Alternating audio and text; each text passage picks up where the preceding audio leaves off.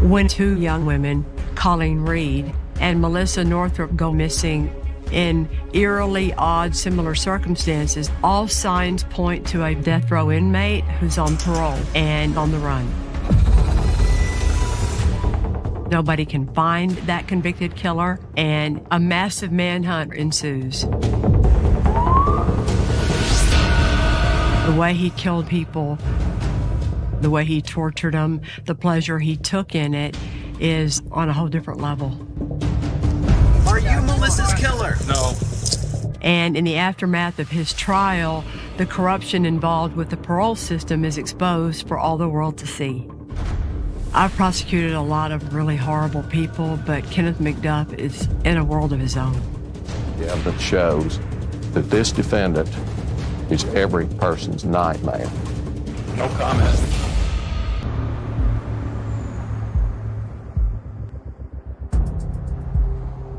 Melissa Northrup is a petite mother of two children and pregnant. But she's working these pre-dawn hours at a convenience store to make ends meet. Melissa Northrup's husband phones his wife just to check up on her. Becomes alarmed that she's not answering her phone. So he drives down there and goes in. There's no sign of his wife. Melissa's husband, Aaron Northrup, when he found out that she was missing, immediately called the Waco Police Department. 911. Yeah, this is Aaron Northrup at the Cleveland at 4200 LaSalle. I need a sheriff's DPS officer over here immediately. What's wrong? My wife is missing. She's not nowhere to be found around her store. This place is totally vacant. Customers were watching the store. What is her name? Melissa Ann Northrup.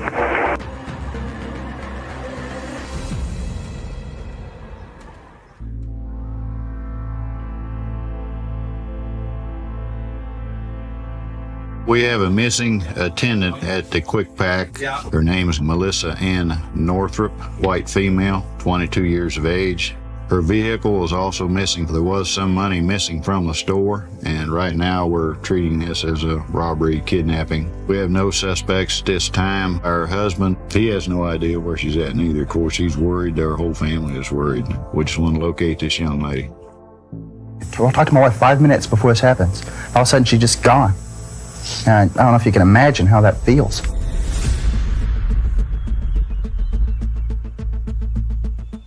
Investigators found a tan two-door Thunderbird abandoned on the parking lot of a motel located just a few hundred feet from the convenience store where Melissa Northrup has disappeared.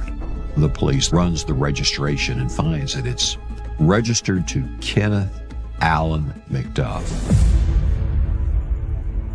Kenneth McDuff is a death row inmate in Texas who was surprisingly paroled out off of a life sentence 2.5 years before Melissa Northrup went missing.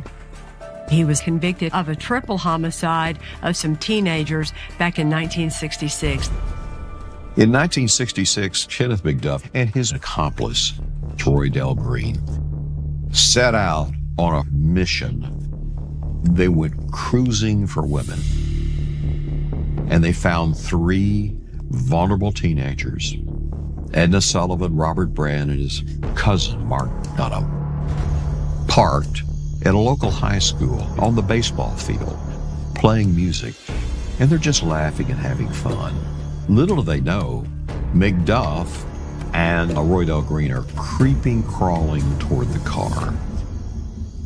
Roy Del Green has a broken handle of a broomstick with him. And McDuff's got a revolver. He jumps up to the car window with his gun drawn, and then the nightmare starts.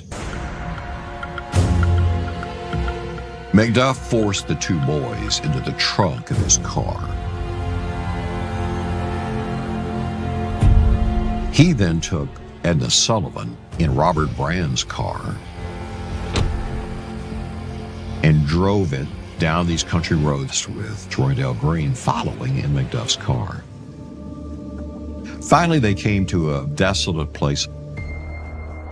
He opens the trunk, and there's Robert Brand and his cousin, and he tells his accomplice, Roy Del Green, they've seen us. I gotta kill them. And he shoots them. Then drags Edna Sullivan to the back of the car and assaults her with the broken handle of a broomstick. He straddled Edna Sullivan and placed the broomstick across her throat, and he crushed her larynx.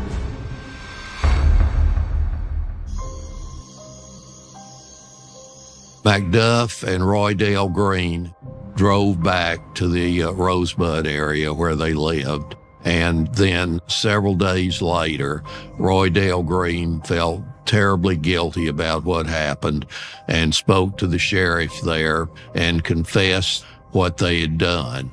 It was an absolutely terrible crime, absolutely brutal in every way. And so the sheriff and other deputies began looking for McDuff. They were able to find him. He tried to get away. There was some shooting, and then he was captured. The trial drew a lot of publicity.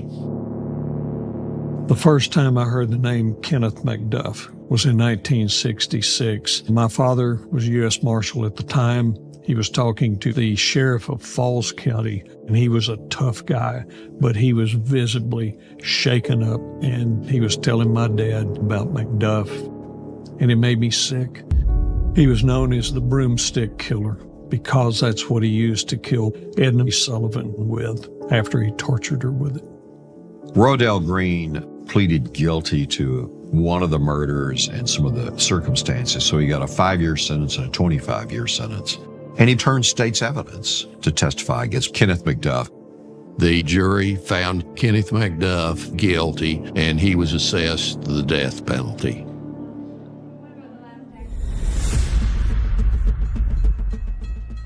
Six years after Kenneth McDuff had killed the 3 high school teenagers, Furman v. Georgia came down from the United States Supreme Court.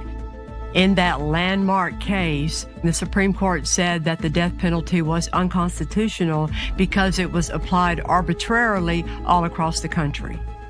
That meant that every death row inmate in the country, including Kenneth McDuff, had their death sentence commuted to life.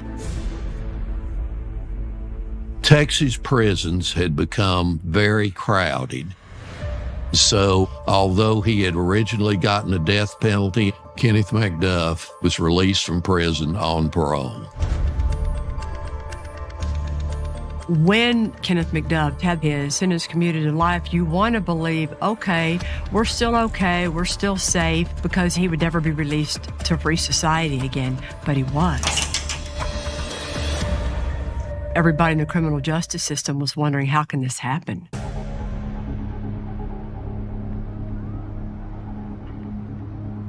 The Waco area, Central Texas area, certainly had its share of crime, but abductions, missing persons, that would have been pretty unusual. And then the circumstances of it were odd.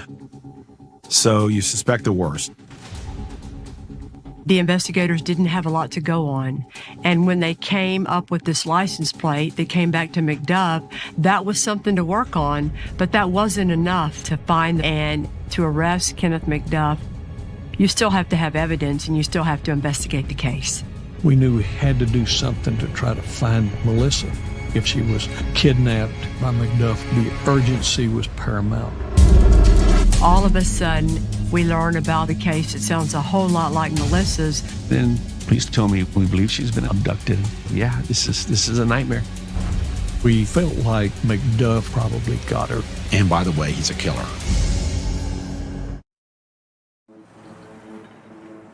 I think that everyone wanted to believe that Melissa Northrup was out there still alive. Everybody was focused on trying to find her and track down her kidnapper.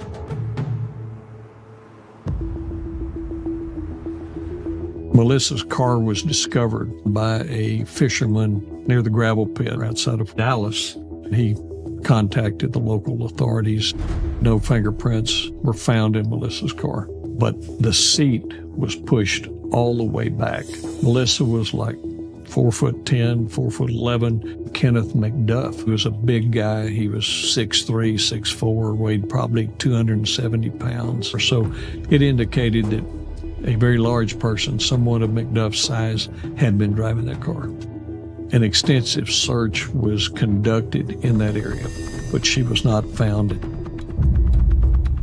One day after the car had been located, I received a missing persons report for Kenneth Allen McDuff, and this was reported by his mother, Addie McDuff. She said she'd not heard from him in days. She was concerned about him. Kenneth McDuff had a parole violation warrant at that time. This is the oldest scam going. When a parolee has jumped parole and taken off, often a family member will say they're missing, just as a cover story. With McDuff missing about the same time that Melissa Northrup was missing, and with McDuff's car within 100 feet or so of the convenience store, we thought that ought to give rise to some pretty quick action by the state to try to at least find the guy. Unfortunately, the DA says there's no probable cause. We're not getting a warrant to get McDuff, even though the woman's missing. Circumstantially, he's connected to it. And by the way, he's a killer. This is just the way you follow the law, and that's what they were doing here. And they didn't have enough evidence to connect anybody to the disappearance of Melissa Northrup. So at that point, Bill Johnston came up with a novel approach to try and figure out where Kenneth McDuff was and get him in custody. One of the deputies said, we have a bail bond clerk whose boyfriend might have run around with McDuff. And I talked to the boyfriend and I asked him, what did you do with him? And he said, well, he bought 2 tabs of LSD and gave me one. That's federal drug distribution. I called the U.S. magistrate judge and said, Your Honor, I'd like to send over a complaint and warrant alleging a violation of 21 United States Code Section 841A1, distribution of a controlled substance, namely LSD. The judge signed the warrant, and so a nationwide manhunt for Kenneth McDuff took place on the distribution of a single tab of LSD. It went through a huge effort by many agencies and many people.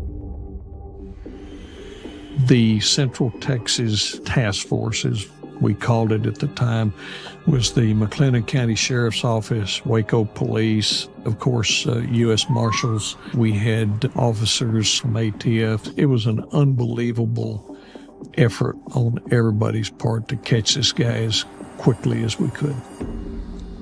They did a search warrant at McDuff's parents' house, and during which the mother declared, don't frame little Junior. The father, he was in the garage of their house during the search, and I heard him say, oh, that boy's cost me a lot of money. You can kill him when you find him if you want to. I mean, it's a real loving family. While the task force is looking for Melissa Northrup and Kenneth McDuff, they hear of the disappearance of someone from Austin, Texas that happened just a few months before. It sounds eerily similar to what happened to Melissa Northrup. Colleen Reed and I were seriously dating. The 29th of December, 1991, she had errands to run, and she mentioned she had to go wash her car. And then probably about 9:30, I got the first call from the police department asking to speak to Colleen. And I said, well, she's not here. What's going on? And they said, well, we found her car abandoned at the car wash, and we believe she's been abducted. I was surprised and obviously worried. Colleen was a gift from God. She was a blessing to me. She was 28 at the time, and we talked about getting married and, having children and having a life together. She was very beautiful inside and out. She was just always looking to help people, and she cared about her community. She just volunteered for everything, and I think that was her passion, to do right things. We loved each other, no doubt about it. The Colleen Reed case. Witnesses observed 2 males forcing a female into a Thunderbird. We knew McDuff drove a tan Thunderbird. It's possible that it could have been the same car. So now we felt like McDuff was the one that probably got her. And so we were trying so hard to find out if she was still alive and maybe rescue her, along with Melissa Northrup. Back then, there wasn't quite the technology today we might have gained from surveillance cameras. And so the approach that we took was, let's find everybody that knows McDuff and talk to them. I was brought in as the liaison investigator Since McDuff had spent so much time on death row, my job was interviewing ex-cons and guys out on parole that he knew from the penitentiary. He wasn't a very popular guy in the penitentiary. He was running with really bad outlaws, scumbags of all kinds. Finally, we developed an acquaintance named Hank Worley. Worley was a paroled ex-con. It was told to us he was an associate of McDuff's, and he drove around with McDuff. I started doing research on Worley, and I determined that he had a civil hearing. I walked over to the courthouse on the day of the hearing, and I caught Worley as he was walking out. I asked him if I could talk to him. Worley said he would. Took him to the Bell County Sheriff's Office Criminal Investigation Division. I started questioning Worley about the Reed and Northrop disappearance. Worley was extremely nervous, trying not to make eye contact. I wasn't sure what he knew, but I didn't want to put a whole lot of pressure on him, and I didn't want to lose him. So I told him I'll be back in touch. Hank Worley was living at Bloom Motel with his daughter. It's a rundown, low-rent hotel. I went to visit Hank several times. One evening, about 6 o'clock, I received a phone call from Hank Worley. He said, "I need to talk to you now." So I drive over, and he was waiting outside for me. He walks over to the passenger side door, and he says, "I was with McDuff when he took that girl in Austin." He said, "I got to ask you a favor. Can I go talk to my daughter one last time because I'm probably not coming back?" I said, "Yes." He said goodbye to his daughter. He came back, got in the car, and we went to the sheriff's office. Tim Steglich got Worley to tell what was probably 90% of the truth. And it was the worst thing I'd ever heard. And it remains the worst thing I'd ever heard.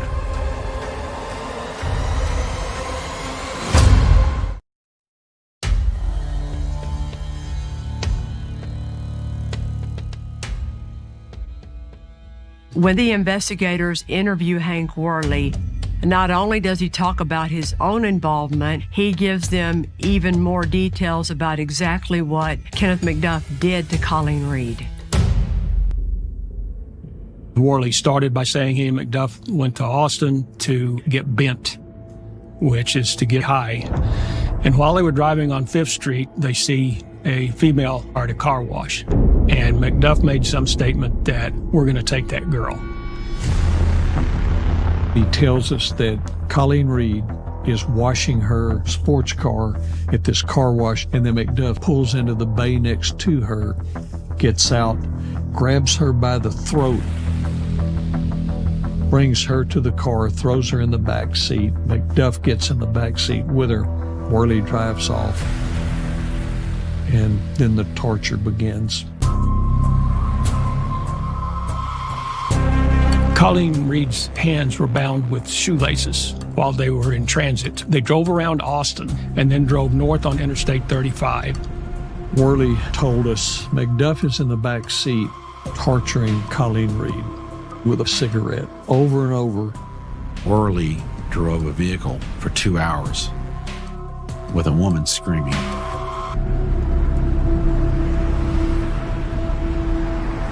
He's visibly shaken up when he is remembering how loud her screams are. And he told us, he said, loud that hurt my ears. He had his head down and he was shaking. And then he went down on his knees. We're just in disbelief. And she begged Worley for help. Worley says, I was afraid of McDuff myself. There were all kind of ways Worley could have jumped out of the car and waved people down and got them involved, and McDuff would have been caught. But he was a low-life coward. Colleen was taken to a field about 200 to 300 yards from Kenneth McDuff's parents' residence in Bell County. McDuff drug her out of the car and reared back and hit her so hard in the face that Worley described it like a tree limb breaking. And so then he drags her over and threw her in the trunk.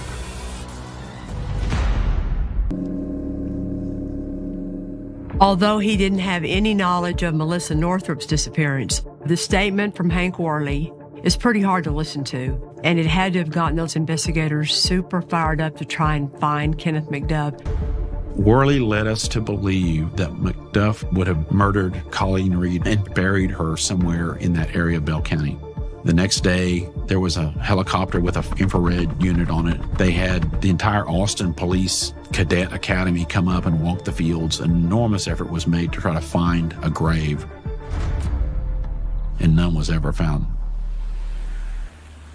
With Hank Worley's confession that he and Kenneth McDuff were the ones who abducted Colleen Reed, and Melissa Northrup going missing just 2 months after that in similar circumstances, the investigators knew they were on the right track. Kenneth McDuff was no longer just a person of interest. He is the sole suspect in the disappearance of Melissa Northrup.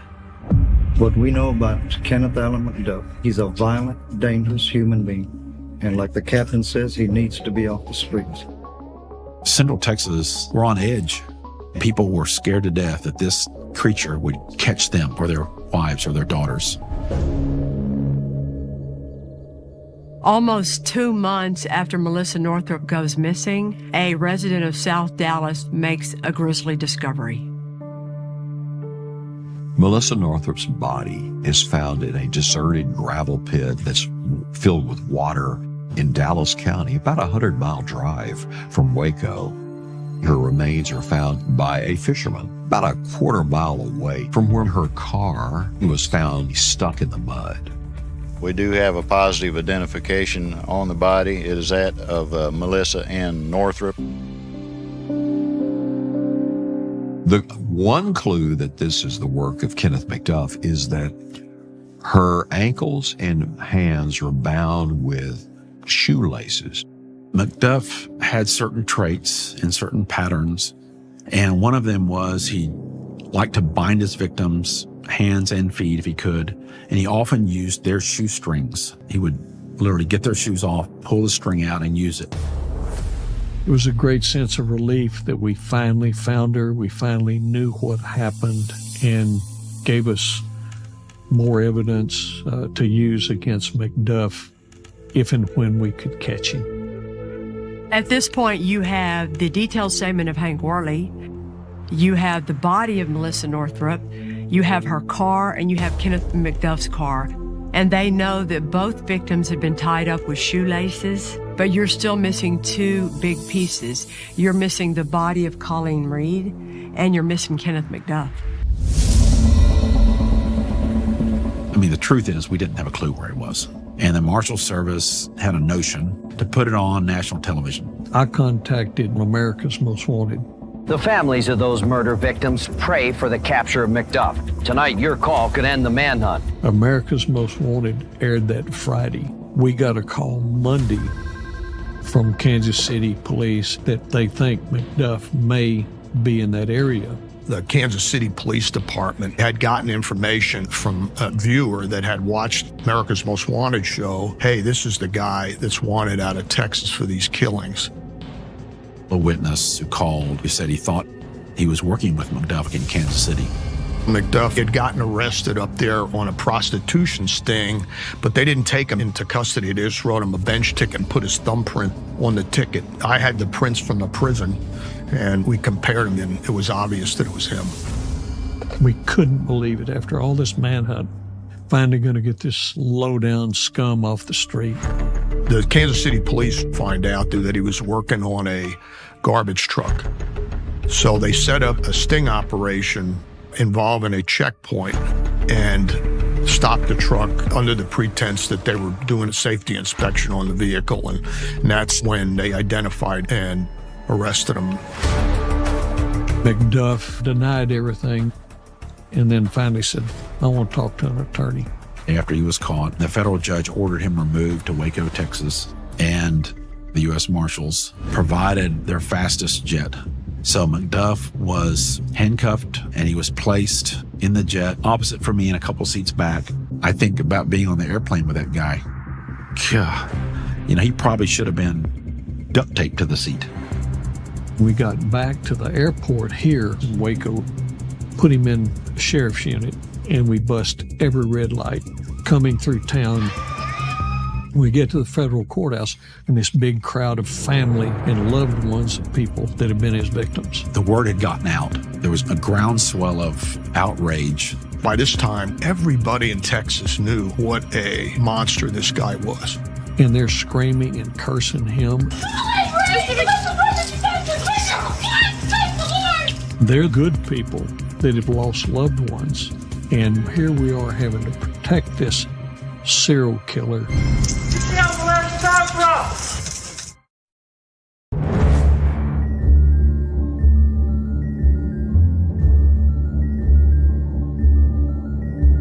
After finding Melissa Northrup's body and then arresting Kenneth McDuff, he is charged with the capital murder of Colleen Reed and the capital murder of Melissa Northrup. But Colleen Reed's body still has not been found, and Kenneth McDuff is not talking. Prosecuting a murder without a body is difficult because you have to prove that they're dead, and you like to be able to prove the cause of death too, and you can't do that when you don't have a body. For all those reasons, the state decided to move forward with the prosecution of Melissa Northrup's case first. No comment. McDuff had escaped the death penalty before because the Supreme Court threw it out.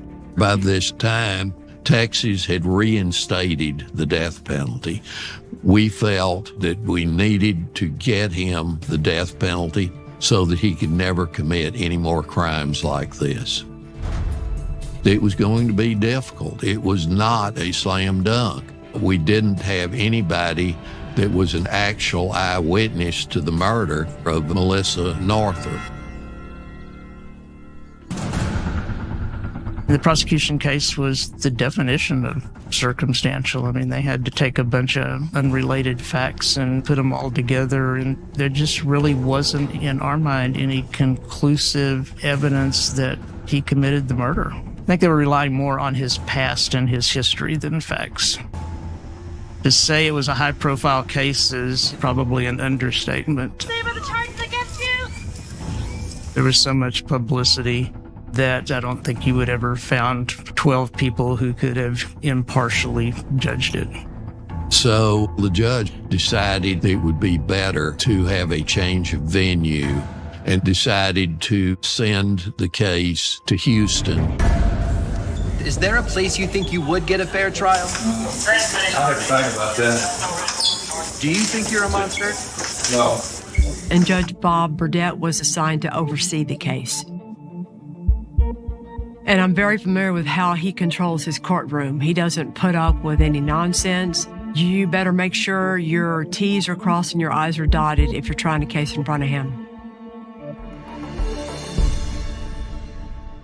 When you have a crime and you don't have any witnesses to prove that the person did the crime, the law allows the state to present other very similar offenses, extraneous offenses as they're called.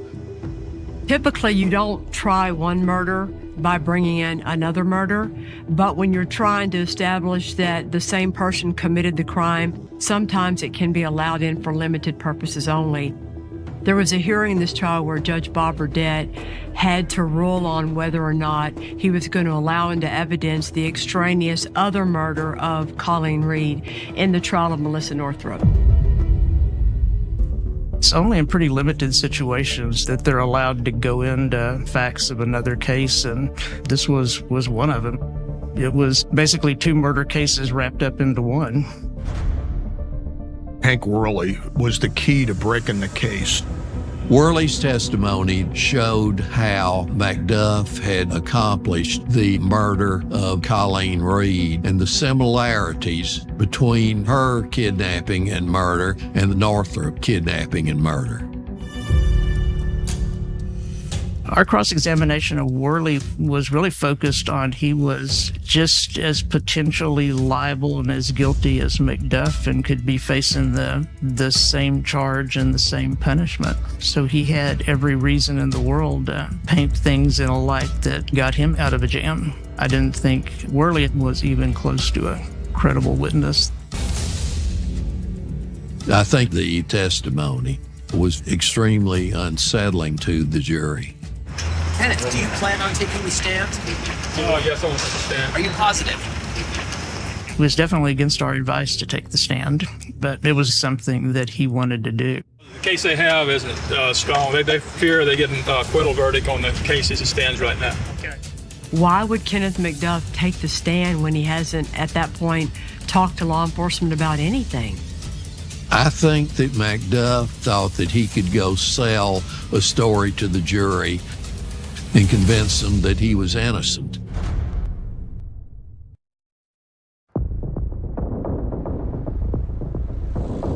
During the trial of Melissa Northrup, Kenneth McDuff says he wants to take the witness stand. His lawyers advise him not to do that, of course, because if he testifies, then he is going to be cross-examined on anything the prosecutors want to ask him about. He does not take the advice of his lawyers, and he takes the witness stand. From the prosecutor's point of view, I'm sure they were very excited that Kenneth McDuff didn't listen to his lawyers. McDuff testified that he was not in Waco when Melissa Northrup was killed. He said he decided to leave Waco behind, to try to shed his past and get a new life, and gave all these details of his journey. And I'm sure he thought with that long story that he had impressed the jury, but I didn't think he'd accomplished what he intended. When Kenneth McDuff takes the witness stand, not only can the prosecutors cross-examine him about Melissa Northrup, the victim he's being tried for, they can ask him about Colleen Reed and other crimes that the jury would not have known about when they were just deliberating his guilt. John Segrist did the cross-examination, and he, of course, questioned McDuff about the murder in 1966. The jury had not heard anything about that murder previously. And also our evidence about the murder of Colleen Reed, that was something that obviously was helpful to us. The evidence shows that this defendant is every person's nightmare.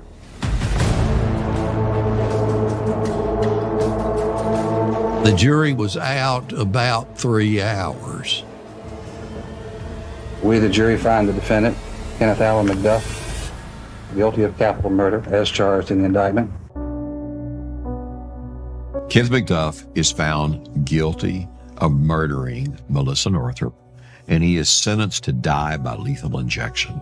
The whole time the judge was talking, I was crying, and it was just really a load lifted. Kenneth Allen McDuff is the only person that's been on death row twice in Texas. Can you tell me how you're feeling? That's what I'm guilty. Any thoughts on what's next? I guess I'm going to die, apparently. We all do, you know. Will today's decision bring your family closure? There's never be a closure. To me, my daughter's not resting in peace until this man is dead. So I don't want him to be able to do this ever again.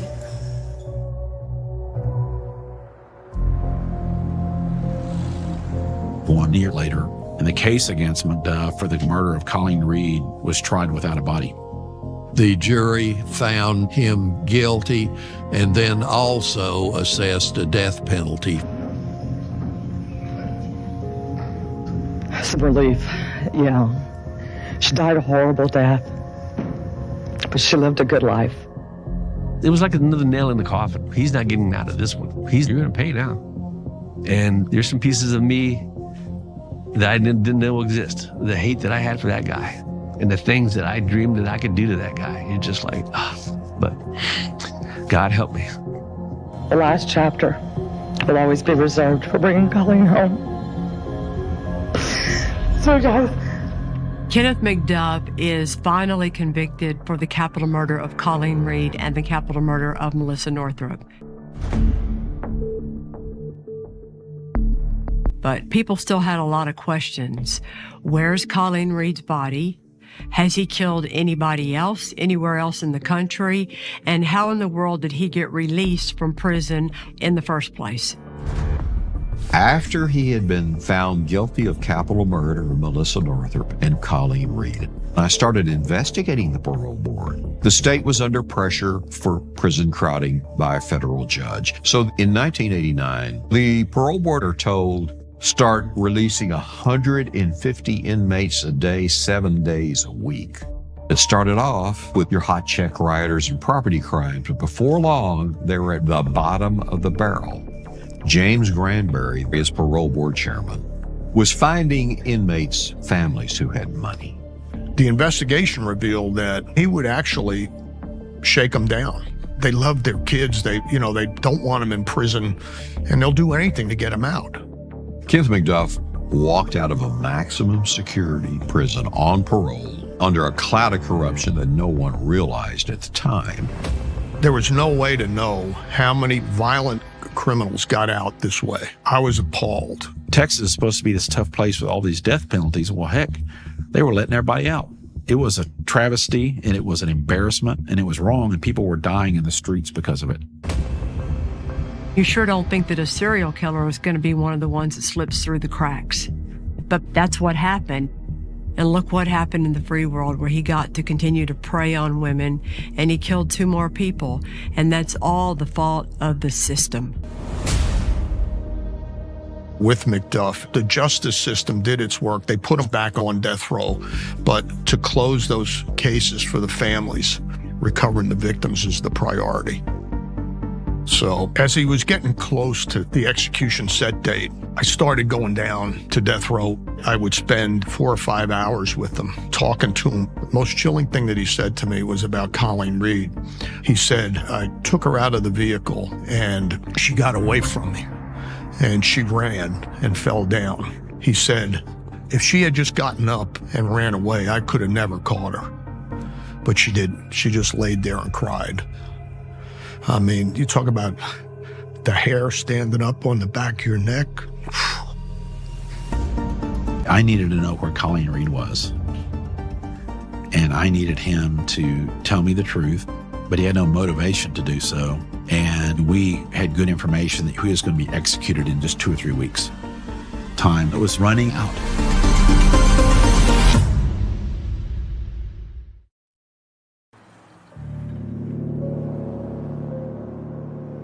Seven years after Colleen Reed goes missing, they still can't find her body. Her family is in pain, and Kenneth McDuff is sitting on death row not saying a word. A few weeks before his execution date, a window of opportunity cracks open. McDuff comes in and he's complaining about a toothache. I say to him, look, you're a man of your word. I'm a man of my word. Here's what's going to happen. The dentist will be here tomorrow. I'll put you first on that list. You'll be going in, getting that tooth fixed. And once you get that tooth fixed, you come in and you sit in that chair and you give us what we need. And that's what he did. He drew out the map for Colleen's location, where he buried her.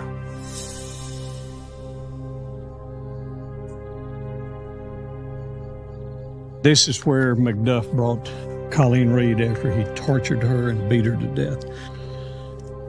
It brings back so many bad memories and feelings. Just knowing what happened to Colleen. Went right out there about where that third tree is.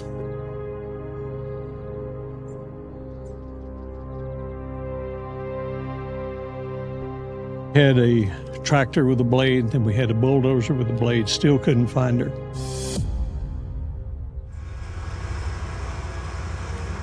When the blade went by the bulldozer and scraped, I saw something, and I moved away some dirt, and there was Colleen's skull. We found her. Representatives of the medical examiner's office put her in the back seat of their car and took her back to Austin. They weren't going to put her in the trunk. You know, she was going to ride with them in the car. We had information that thankfully led us to some remains a while ago. They would be the remains of Colleen. What we heard was done to her was etched in our minds. And I cannot, you just don't understand. We've done this for years. We don't understand how one human being could do that to another human being. This case, McDuff, coupled with the corruption side of it, changed the way the criminal justice system operated in Texas. It was a huge scandal. It led to the largest expenditure of taxpayer money for prison construction in history. There was the first overhaul of the criminal justice code in over a quarter of a century. Now we have what's called a series of the McDuff laws. He became the poster boy for change in the criminal justice system. McDuff was executed tonight by the state of Texas. He was pronounced dead at 6:26. I know that I never have to walk into another courtroom and look at him again. This part is over. Colleen's memory has lived on. There are people that still love her and miss her. There's an endowment at LSU, her school, Colleen Reed Opportunity Fund, and so her name will be carried on with that scholarship. So it's nice for us to say that ultimately they got justice. You know what? If I was Colleen Reed or Melissa Northrup's family, I would tell you I don't want to hear any talk about justice because all I feel is pain. Because a monster like Kenneth McDuff roamed the streets of Texas. And a lot of that roaming happened because the system failed Colleen and Melissa, and it failed all of us. And that is a horrible tragedy that should never have happened. Oh, I looked the devil in the eye.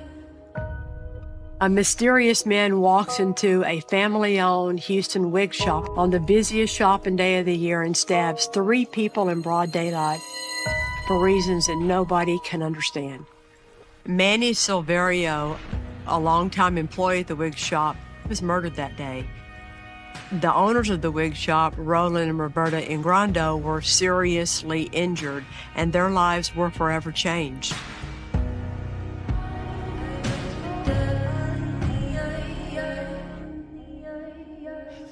Oh my God. How are you?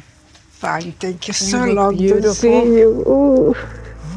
You're shaking. You look gorgeous. So do you. You look just the same. Thank you. 24 years went by. Almost 25. 25 almost, yeah. Wow. So the trial was in 2000. Like yesterday. Isn't it? Every night I think about. You want to talk about it? It's okay? It's okay. I might cry, but... That's all right. I'm crying too. It was Friday the 27th of November. I decided to close early. So I went to go and lock the door. But he was faster than me. He barged in so fast. And Manny was there. She said, "You must be joking." I didn't even know he had a knife. I have the money in the drawer. I said, "You want the money here?" So weird. But wanted no money. Manny saw scream. She screamed one scream. Manny slipped as she ran away, but in 2 steps, he got it. He did it like this to slice her. I don't know what I didn't. Yeah, I don't know.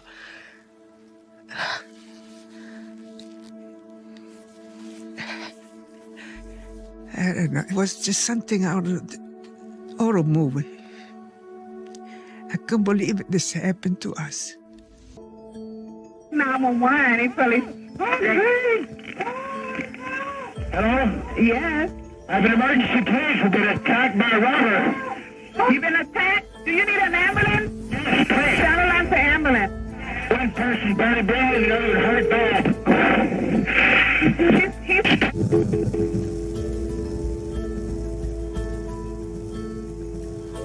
Boy, it's heartbreaking for me now to hear this stuff. I could actually hear the complainant being assaulted while we're receiving the call in the dispatch office.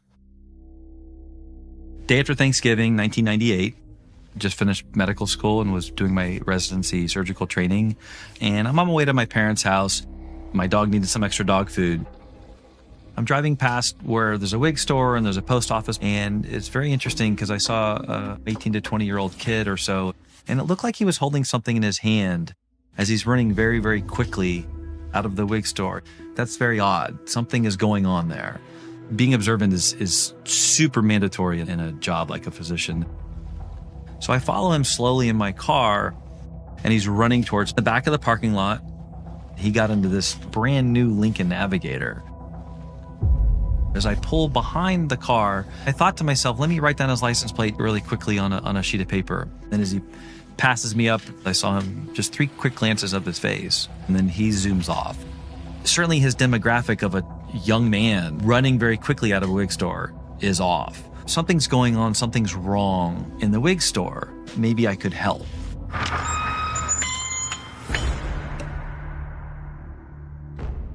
Right when I opened the wig store, nothing was normal.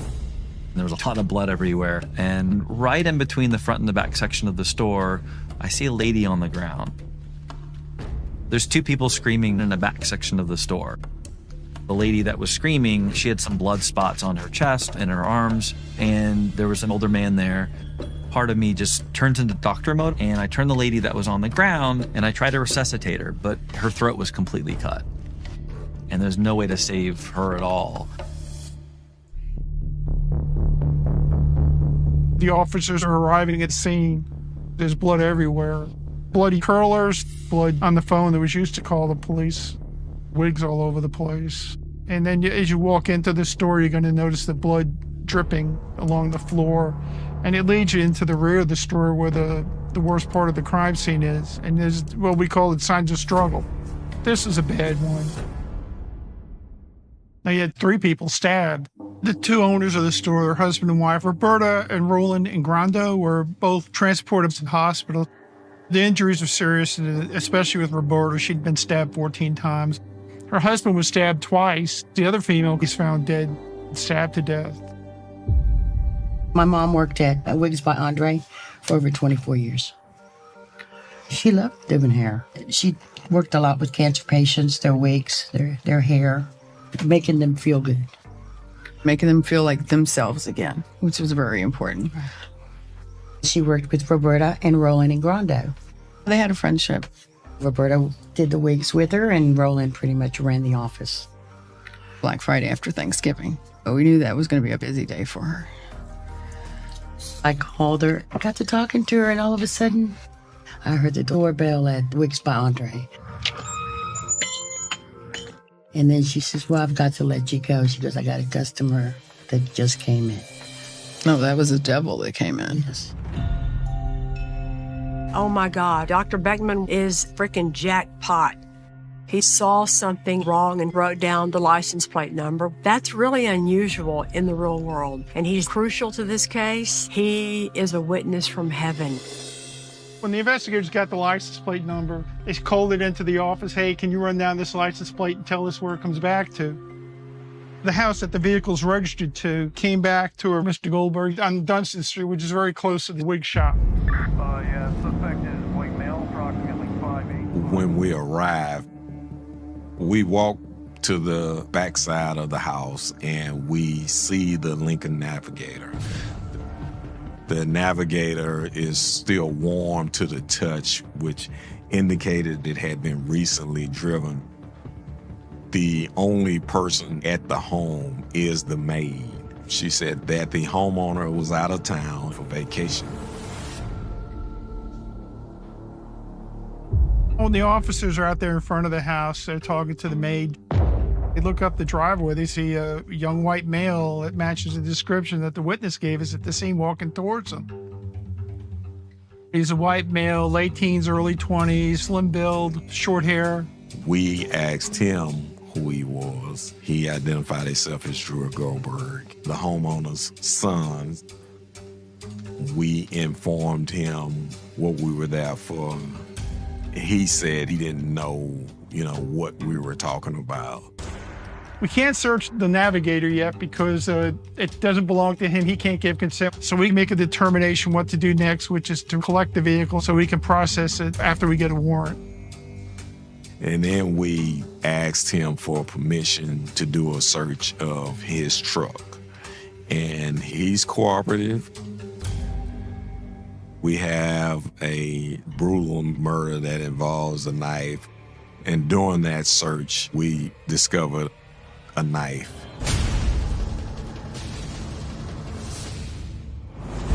These journals were a window into a sick mind.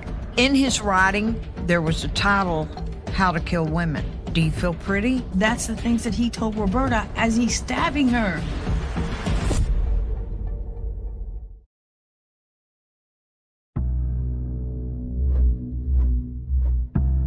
When the knife was found in Dror's pickup truck, it was a double-edged knife. But this is Texas. Everybody's got a knife. I got a knife in my purse, so that was not enough to lead to an immediate arrest. 20-year-old Dror Goldberg had direct access to the vehicle that was seen driving away from the wig shop, and he matches the description provided by Dr. Beckman. One of the things we discovered how close Goldberg lived to the location where the murder took place at his dad's house. If he wanted, he could have changed cars within a short period of time. Dror agreed to give a written statement. Dror is asked, did you go to the wig shop today? Did you kill anybody today? And the answer to those questions were no. Around the time that this incident took place, he really can't tell us where he was at or what he was doing. That's what we call an homicidal clue. They took a Polaroid picture of Goldberg and they placed it in what we call a six-pack, a six-figure photo spread, and they presented it to the witness.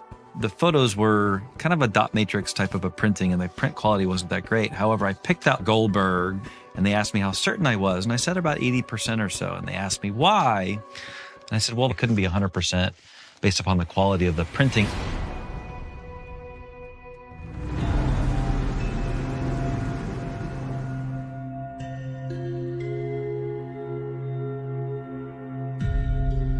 Dror consented to a video lineup. We already had one witness that we're pretty sure can identify him. We're hoping that Mrs. Ingrando can identify him as the person that attacked her. But she's in rough shape at the hospital. Roland lost his glasses during the struggle. He felt that due to this, he didn't get a good look at the suspect. We didn't really have enough at this point, and we released Dror to his mom. Roland and Roberta were still injured and in the hospital that night. They needed a couple of days to recover in order to give a better ID. Dr. Beckman's identification, he pegged at 80%. Because of that, they chose to let Dror Goldberg go that night without filing the charges to try and make the case better and stronger to satisfy the beyond a reasonable doubt burden of proof in the courtroom. Miss Ingrando recovered to a point where they could talk to her.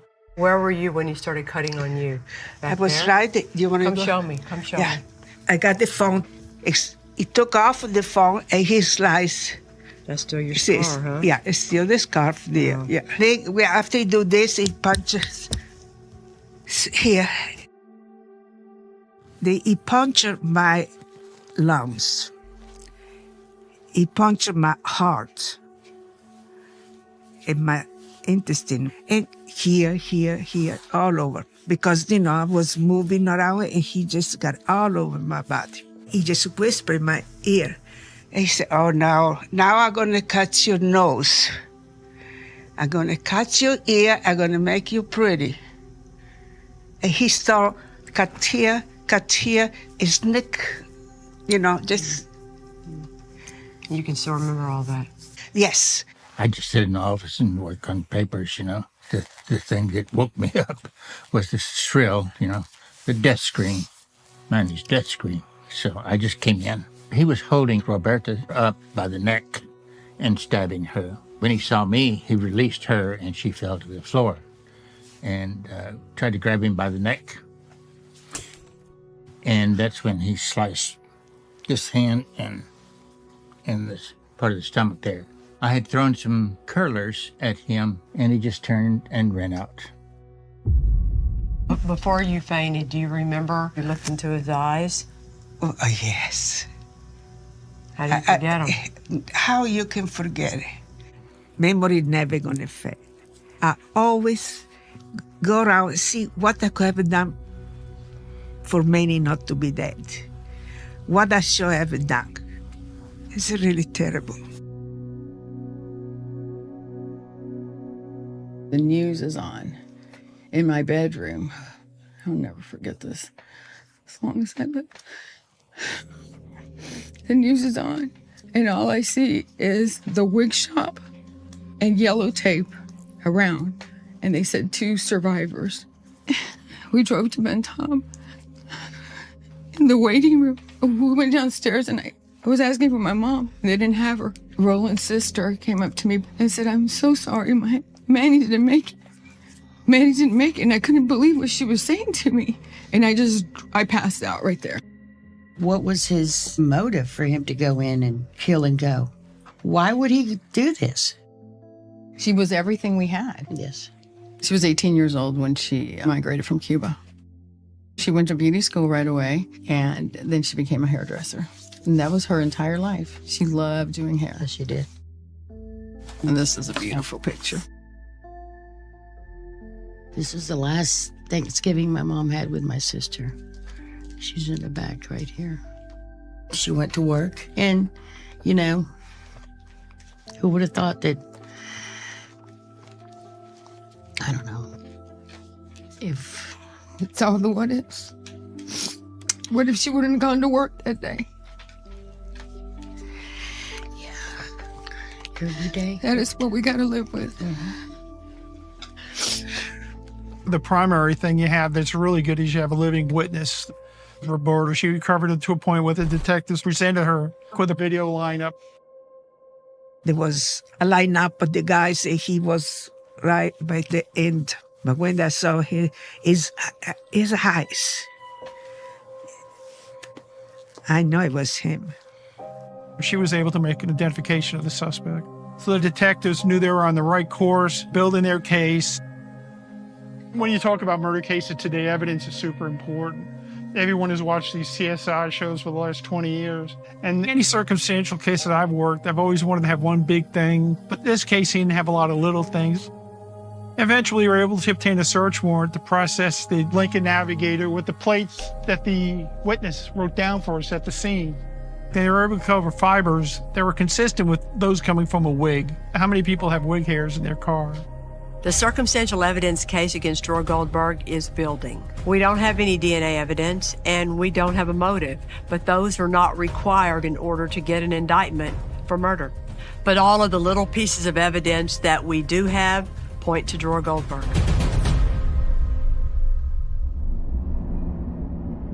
It took 3 months to get enough evidence to indict Dror Goldberg for the murder of Manny Silverio. And then HPD finds out that Dror is nowhere to be found when it's time to get him arrested. He's not here. Damn.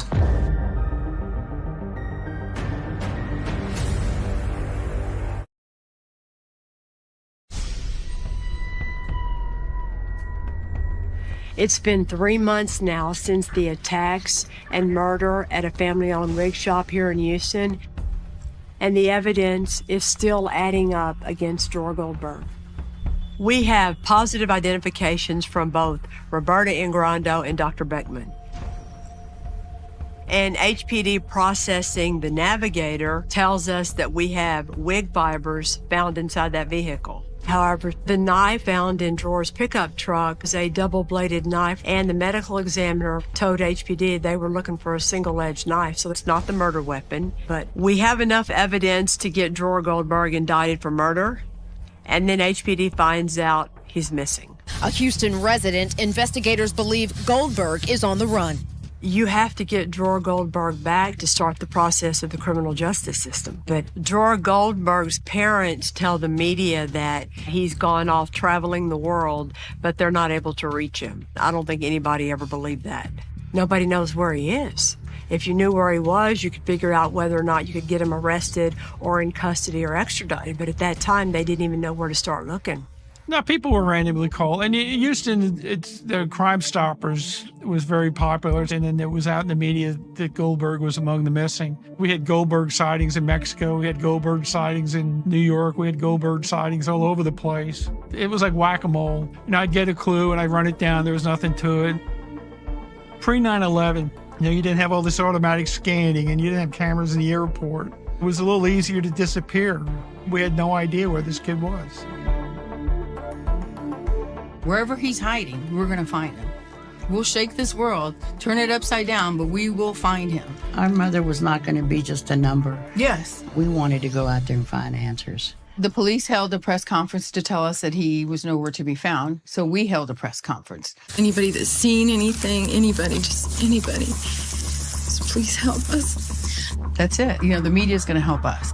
While survivors walk the neighborhood armed with his picture, investigators say the suspect could be on the run overseas. He could be long gone. That he could be long gone, exactly. We need him to come back to justice. The media followed us. They followed us to put the posters out. Day and night.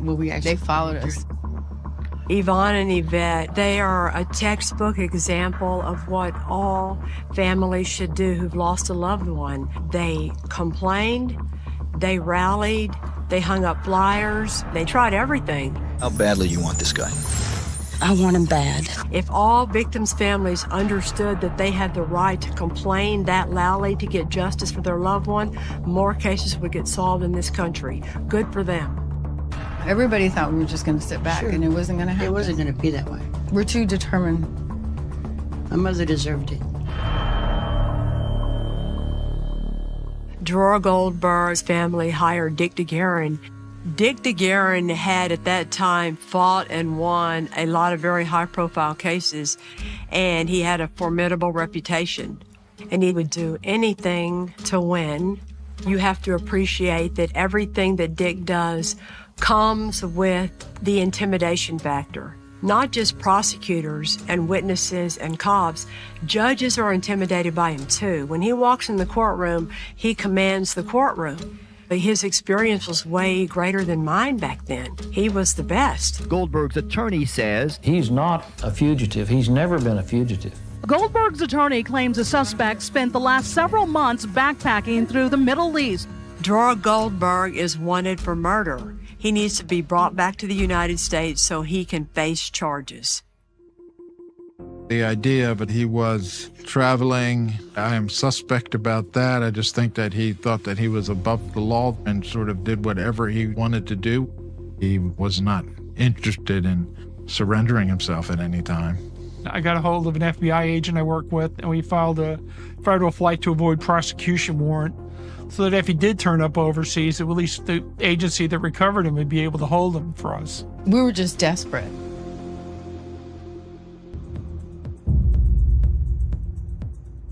Dror Goldberg was on a layover in Frankfurt, Germany. And while he was at the Frankfurt airport, a very alert German police officer named Thorsten Rohrpach noticed he was acting a little funny and found his warrant in the system and arrested him. At that point, we were very happy, and we started making arrangements to get him extradited back to the United States. We got to the airport, we accepted him from the U.S. Marshals. We drove to the police station. The whole way I'm in the car with Dror, he's saying, my lawyer's Dick DeGuerin, my lawyer's Dick DeGuerin. And I'm not saying anything, but I'm thinking, yeah, well, my lawyer's Kelly Siegler. Then we hear $20,000 to get him out. And we were livid. I was really surprised that this was allowed to happen. After all the difficulty we had in locating him, that he was allowed to walk out once he posted bond. The first time that I handled a murder case and I learned that the standard bond was only $20,000, I was shocked. Manuela's daughters were upset, rightfully so, because they don't understand that that's what was standard. It's a good relief that he has been caught, but we should never be standing here right now appealing for him to be out on bond. The problem was Dror Goldberg was a flight risk. Once you flee one time, the odds are they're going to flee again, especially when you're looking at a murder charge. So his bond should have been higher.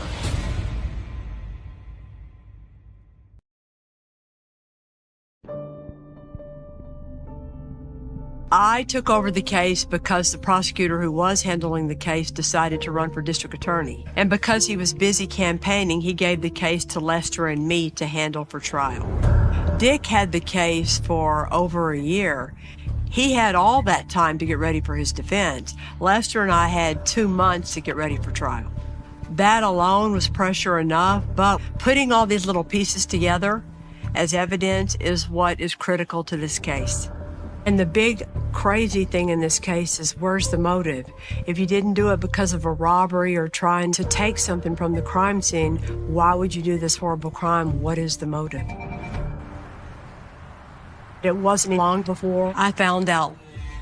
I was working late one night in Special Crimes, and a phone rang down the hall. And I answered the phone, and that witness turned out to be Josh Vogel, who was a close friend of Dror Goldberg. Josh Vogel tells me that when they were younger, Dror Goldberg started writing letters to Josh Vogel, and it was what was in those letters that he was calling to tell me about. The letters were very graphic and very descriptive about the need and the desire to want to hurt somebody, specifically to want to rape somebody, to want to kill somebody. He talked about how it was changing him and turning him into a violent, bloodthirsty young man, and he liked it. It was crazy to think somebody would feel this way coming from this, what you would think would be an all-American boy. But Dror Goldberg was writing it down exactly what he wanted to do. So the idea that this was really a thrill kill is building. So we took those letters, asked for a hearing, had the judge read the letters to present to her the fact that she has a man out on bond out of her court walking around with these desires percolating in his brain. As the judge is reading the letters, I can see the judge's face. And right then and there, she said, bond revoked. We're like, yes.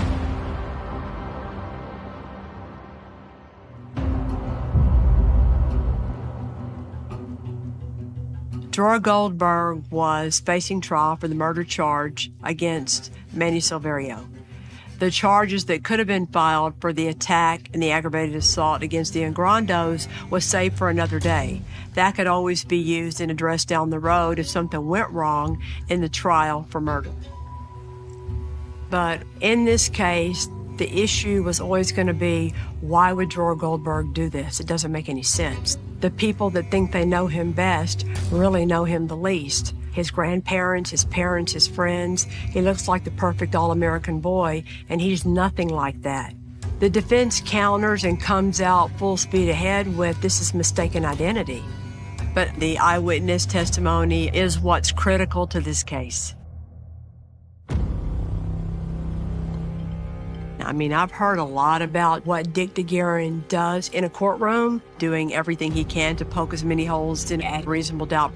I'd never seen him in trial before, and boy, did I learn a lot. When we went to court the first time, and when we saw what Dror looked like, I was horrified. He looked so different, because that's exactly what they try to do. They try to make him look different. So now he no longer has his highlights, his hair combed down, and he had gained like 40 pounds. From day one, they were putting doubt that these eyewitnesses were not right. It made me very nervous. Roberta, on the witness stand, I thought she did great. She came across as very consistent and credible, but Dick tried to pick on her in cross-examination with the color of Dror's hair. He asked me about the hair. I said, what color hair he have? I said, sandy hair. He said, oh no. He said, look at him. He have dark hair. Dick was trying to say to Roberta, if you look at Dror in the courtroom today, his hair is dark. And if you look at his hair in the video lineup, it's a different color than Sandy. There's no Sandy hair here. Why are you saying Sandy hair? You got the wrong person. You know, hair is my business. I really talked back to him. He did not expect it neither. Also testifying, this witness, a medical resident who took down a license plate number. When Kelly was asking me questions, you know, the eyewitness accounts and the photo lineup, and it was just basically like story time. It was very casual. When Dick DeGuerin was asking me questions, he had a co-lawyer with him too, and they were asking me multiple questions, and they seemed to ask me the same question multiple times and trying to change the words a little bit to try to, I guess, trick me up. Oh my God, cross-examination is Dick's best tool and weapon. And I had no idea exactly why or how he did it, but I got a first-hand class at why he's a master at that. I also got to see what he did with enough witnesses to where I could figure out how to beat him at his own game. He asked me, was I wearing eyeglasses, and, were you wearing them at the time? And I thought Dick was trying to disqualify my testimony. Dr. Beckman, you couldn't get a better witness. Mr. Cross-Examination Dick DeGuerin, that likes to cross people to exhaustion, he knew he was not going to beat that man at asking him questions. He gave up on Randall Beckman because he knew who won that round. In addition to trying to discredit Roberta and then trying to discredit Randall Beckman, he also brought in Elizabeth Loftus. Elizabeth Loftus is a PhD that took it upon herself to become an expert in eyewitness identification. Unconscious transference is what Elizabeth Loftus tried to say happened to Randall Beckman. That because Randall Beckman worked in a hospital where Dror Goldberg's father also worked, Dr. Beckman had to have seen Dror Goldberg at lunch one day with his daddy, and that was implanted in his brain, and that's what was causing him to identify Dror Goldberg as being the person running out of the wig shop. That's what she said. We're sitting there like, really? Well, when you pick apart all of the underlying reasons why she says you shouldn't trust eyewitness identification, none of them applied in this case. Dr. Loftus talks a whole lot about how when a gun is pointed in your face, you can't focus on the person holding the gun because you're too worried about the gun. Well, maybe great if that's Roberta, but it didn't apply to Randall Beckman. And then her theory of unconscious transference.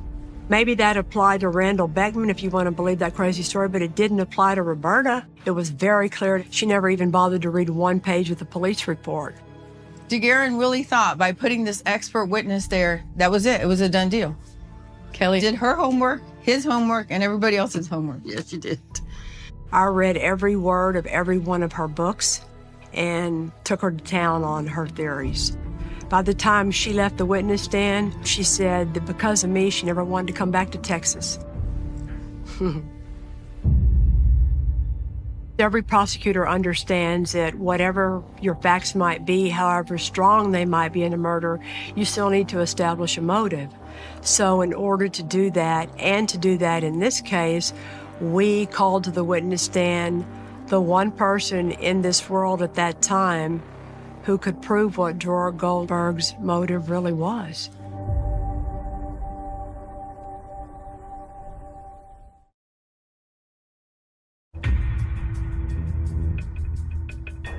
We're halfway through the trial, and the case is going really well from all that I can see, but Dick is doing his level best to try and poke as many holes in the case as he possibly can.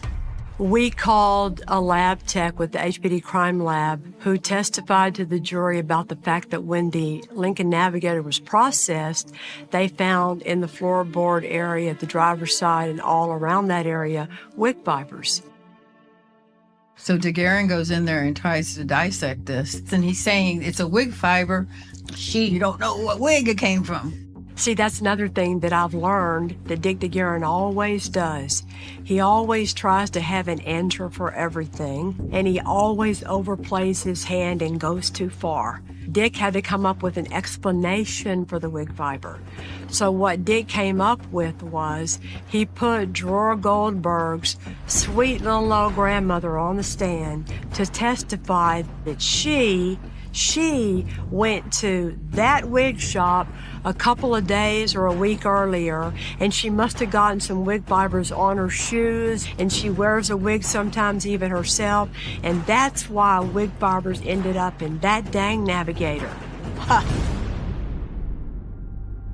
Grandma was so coached that the minute Kaylee asked her one question, threw her off completely. Which was my favorite. When I asked her, well, where'd you sit in the car, Miss Goldberg? She looked at Dick because she didn't know what to say. So that blew up in his face, too. I mean, Kelly's discrediting her completely. But what did the jurors believe? No fingerprints, no DNA, no murder weapon. The knife is not the right one. No motive. There's no motive.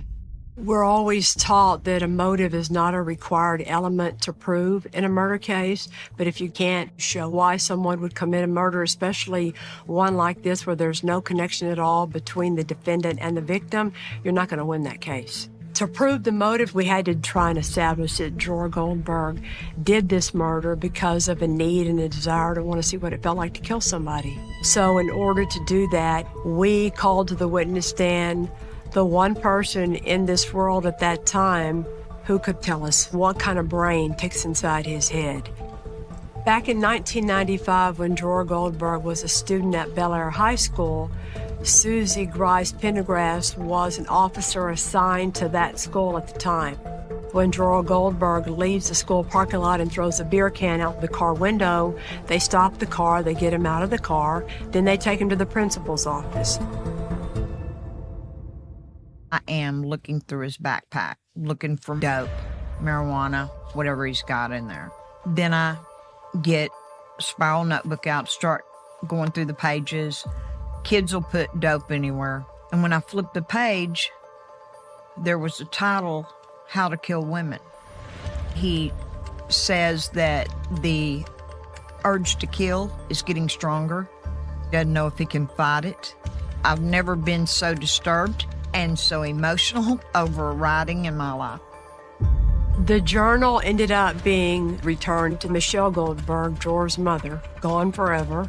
But because when Susie Pendergrass read those writings, it affected her so greatly, she can recall what it said.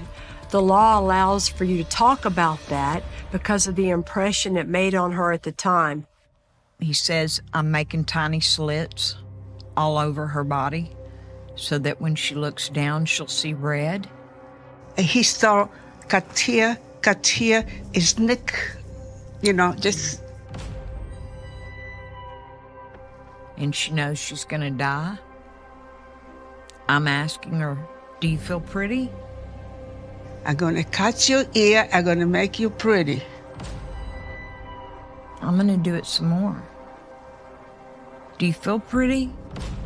Wow. And then you realize what a psychopath he really is. Susie testified, and it was very clear to everybody in that courtroom this was a thrill kill. Inside his mind ticked the head of someone really, really sick and depraved. It's just, wow. When she starts talking about the notebook and says everything in detail, and then we find out that's the things that he told Roberta as he's stabbing her. What kind of sick mother is this? Yes. That certainly was something that you could offer to a judge and jury to explain where this person is coming from. These journals were certainly a window into a sick mind. That journal and what it says about Dror Goldberg is, again, exactly what I said in opening statement. You think you know him because he looks like this, like the all-American boy? None of us have any idea what he's really like, how sick he really is. These writings tell us what kind of a person he is, but just looking at him here in the courtroom, just growing up with him and going to school with him, you don't know what he's like. I knew he was gonna kill. I've never had a feeling about anybody like that before. In his writing, he had talked about wanting an audience of women. Mannequins look like plastic women in the wig shop. There were all these mannequins, and they looked real. And I thought, this is his audience of women. This is his audience of women. We don't have the murder weapon, and we don't have any DNA evidence, but you know what? HPD and Lester and I have put together a beautiful case against Dror Goldberg. The jury now has the case in their hands, and it's time for us to just sit here and watch the clock tick and wait for their verdict.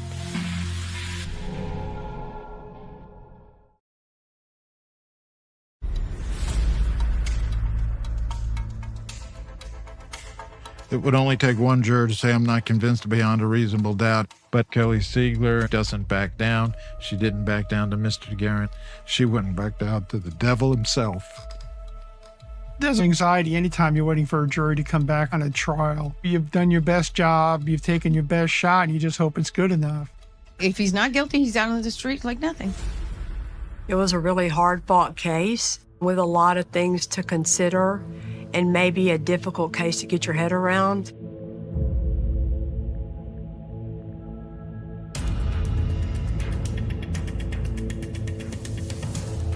The verdict is read. Goldberg is guilty of murdering Manuela Silverio at a Southwest Houston wig shop in November 1998. Guilty? Yeah. Wow. That's all we had to hear was guilty. That's it. We have justice for our mother. Yes. It's definitely a relief. I wouldn't say there's like joy involved in it because so many lives are ruined, but there's a sense of relief that we did our jobs and everything came out right.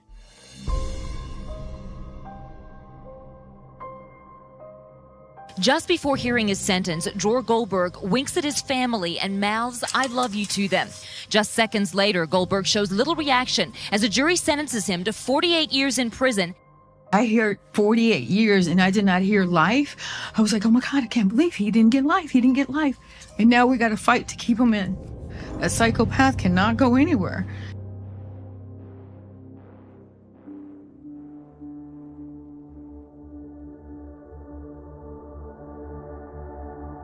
So now he's fighting for parole. What do you think about that? I think he should not go. I'm afraid he's going to come and finish the job. Have you said your opposition to it? Yes. Good for you. I sent the letter. Okay. My daughter sent the letter. If you protest, that's all you can do. There's no way the parole board could ever. I'm asking them, please don't let him out. An animal like that, the way he murdered and tortured my mother, he would be a danger if he is let out. We all would be in danger. I had nightmares over this. This was something that never left me. Never left me. I knew he was going to kill. And he's a cold-blooded, sadistic, evil, torturing killer. He didn't get the life sentence, but we did. And we have to fight for our mom, and we have to do this so justice is served. And he needs to rot in hell.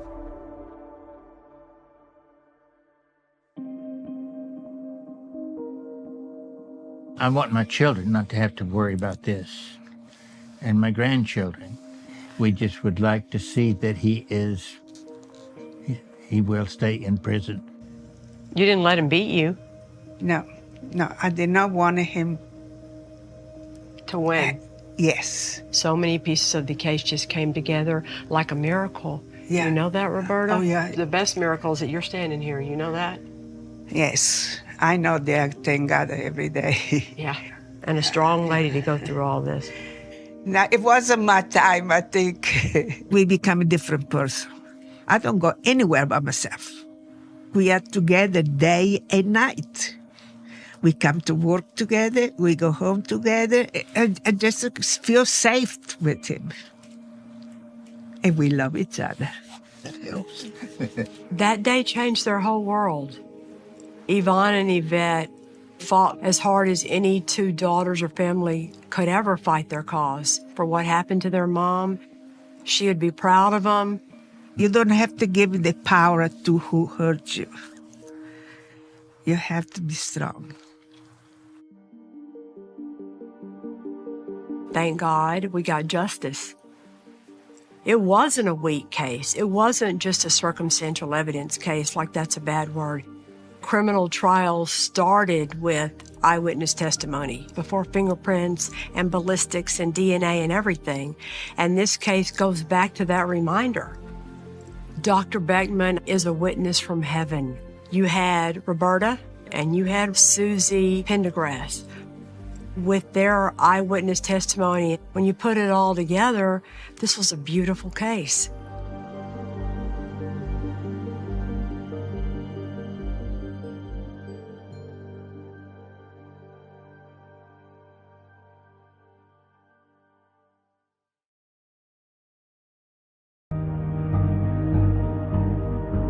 Well, after 10 years of being an unsolved murder case, the 2004 stabbing death of Norrie Jones in Pocatello finally has a suspect in custody tonight. Every cold case investigation is a challenge. That's why they went cold in the first place. On September 28, 2004, coworkers of Norrie Jones found her body. She had been stabbed to death. But when you have multiple suspects and no apparent motive for a murder, those are the cases you have to work your very hardest to solve. There just wasn't any way to find out who committed the murder until now.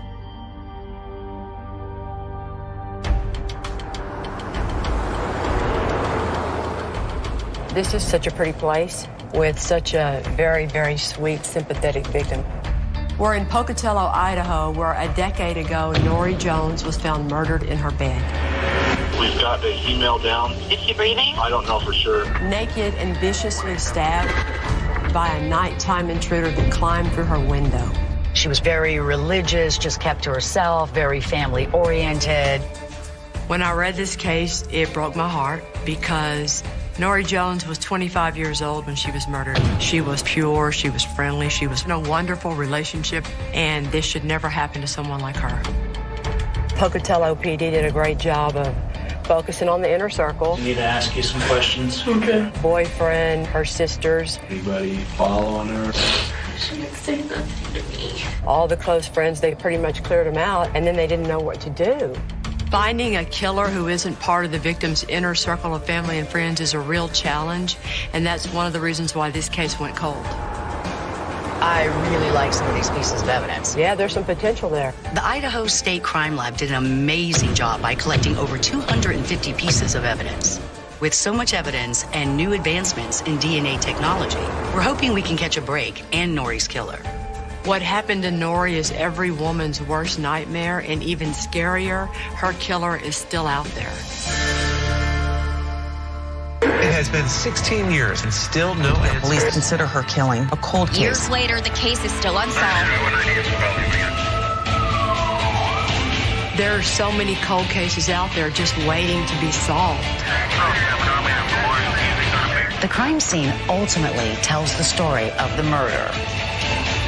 We want to bring justice to these victims.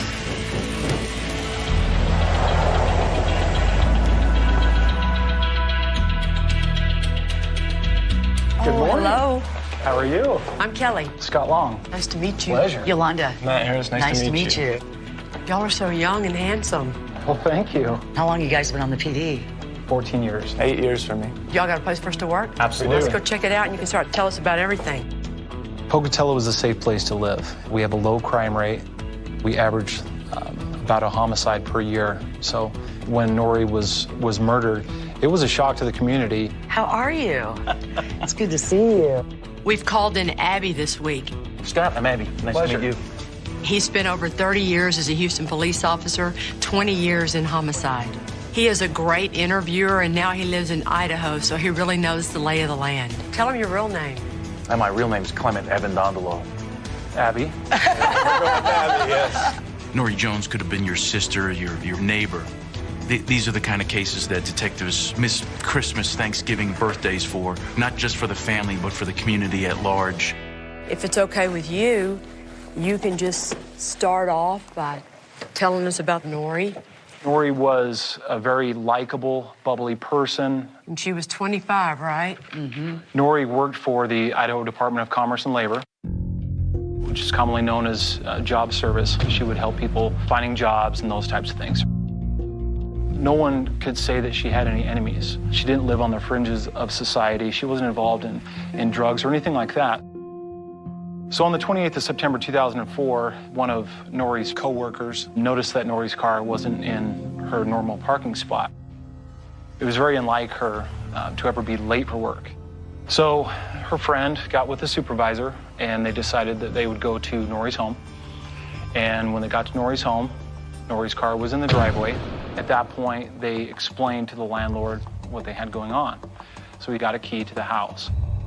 And her friend went into the home. Walked all the way into Norrie's bedroom and found Norrie on the bed with numerous stab wounds. 911 emergency. I'm on 17 Pole Line Road, and we've got a female down. She's on her bed. Is she breathing? I don't know for sure. I will get somebody over there, okay? Yep. I'll have a bye. Bye. Due to the cut marks that are in the bedding, it was very likely that he caught her either sleeping or just waking up. Norrie sustained numerous stab wounds all over her body, including 5 that would have been fatal, and her throat was slit twice. This was a brutal and horrible way to die. Detectives began to walk around the exterior of the house. There are 4 windows that are on the north side of that porch. And as they began to look at those, there's a screen on this north side. It's cut all the way across the bottom, and it's cut all the way on the sides. So they're thinking, bingo, we've got the point of entry right here. They do a sexual assault kit. They take swabs, they take hair, they take blood. We have everything that we have to put this case together, but nothing's coming back. Even though Norrie was found naked, the lab tests showed no results of a sexual assault. It's possible she slept in the nude and with no other signs of a sexual assault. It makes you wonder, what was the killer's motive and who wanted her dead? Well, in my past, I've done everything to protect myself that I could. When the initial detectives talked to her coworkers, there are certain names that start coming up. And one of those names is Robert Spillett. I come in contact with this young lady through probation and parole in the sense that they sent me down there on job search right after I got out of jail. She was the one that taught us how to do the resumes. Robert was a registered sex offender. Part of his probation was to actively seek out a job. There were several witnesses that said that Robert would continually seek out Norrie at job service. He wanted to talk to her directly. He'd asked her out on a date. Actually, a few dates. He had no problem talking about having dreams about her. Obvious infatuation with Norrie. Obsessed. He was obsessed with by his own admission. He really liked Norrie. So this is a picture of Tori Adamczyk? Tori Adamczyk. Yeah, see right here. 2 years after the murder of Norrie Jones, there was a homicide of a 16-year-old high school student. It was a similar type of crime where knives were used. Tori Adamczyk and his friend not only stabbed their classmate to death, they videotaped it, bragged about it, and enjoyed it. The question is, did Adamczyk kill Norrie too? When he committed the crime, he was 16. And at the time of our murder, he would have been how old? 14. Okay, moving on to the next one. In 2010, we received an APHIS hit on a fingerprint that was on Norrie's covered porch door. Fingerprints that were positively identified as Brad Confer. Okay, so this gets him on your radar. Confer was brought down to the police department. You don't remember ever being at that house?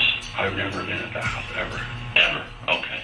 We know he was at job service where she worked. You think we can put him there for now when? 2001, when he was released from prison. To me, he minimized his involvement at job service in his interview. Just went in and I think used a computer. I didn't even talk to anybody. The computers only. Brad Confer has had numerous run-ins with the law for theft and battery, and he lied about being at Norrie's house, but that doesn't make him a killer. And the fingerprints certainly aren't enough, especially because he had no direct connection to Norrie that we know about. You know, one of the things I think that would have been racking my brain right from the beginning, what is the motive? If you know what the motive is, a lot of times, you can narrow down your suspect. We have a sexual predator, a convicted killer, and a thief with his prints at the scene. But none of them had a clear reason to kill Norrie. Whoever did this wasn't even trying to sexually assault her. He just wanted to kill her.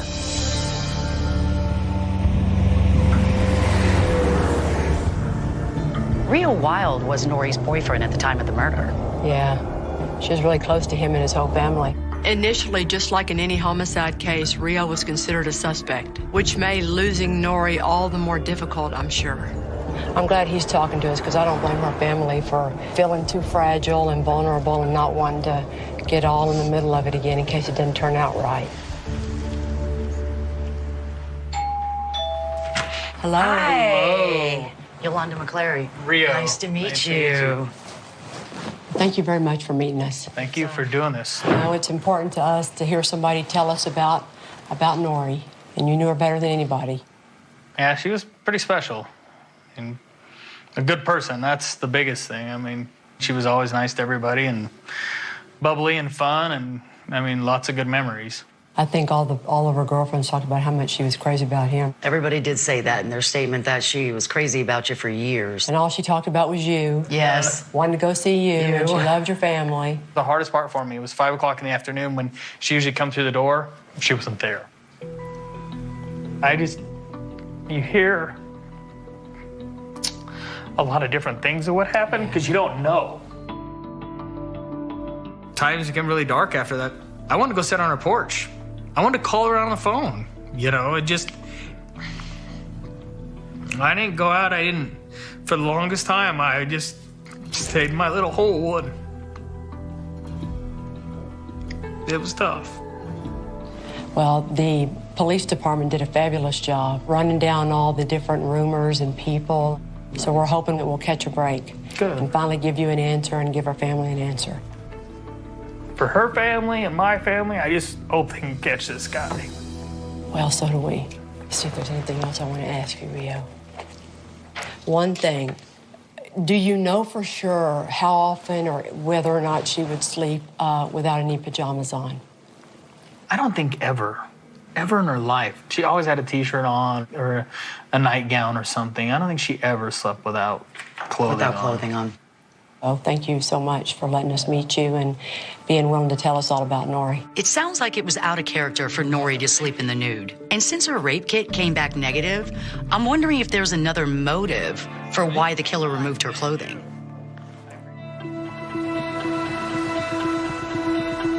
Nobody's lived in this house for like 10 years.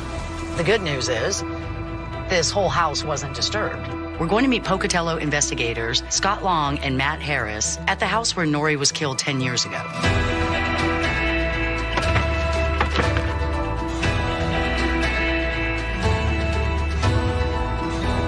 You can see this fence is still standing here. And this is the window that we're talking about. Right. Back in 2004, the Idaho State Crime Lab removed the entire window in order to preserve it for future testing. The working theory would be the suspect cuts both sides, cuts down and across, and then reaches in and pushes that window open. Remember, a couple of our suspects are pretty light. So standing on this and then being able to crawl through. You'd have to be fairly agile to get in there. And be quiet and do it. Without making noise on the inside? Not only was Nori's killer agile, they were determined. This suspect planned to kill Nori before he ever entered the house. So at this point, he makes his way inside. All right. Watch your step.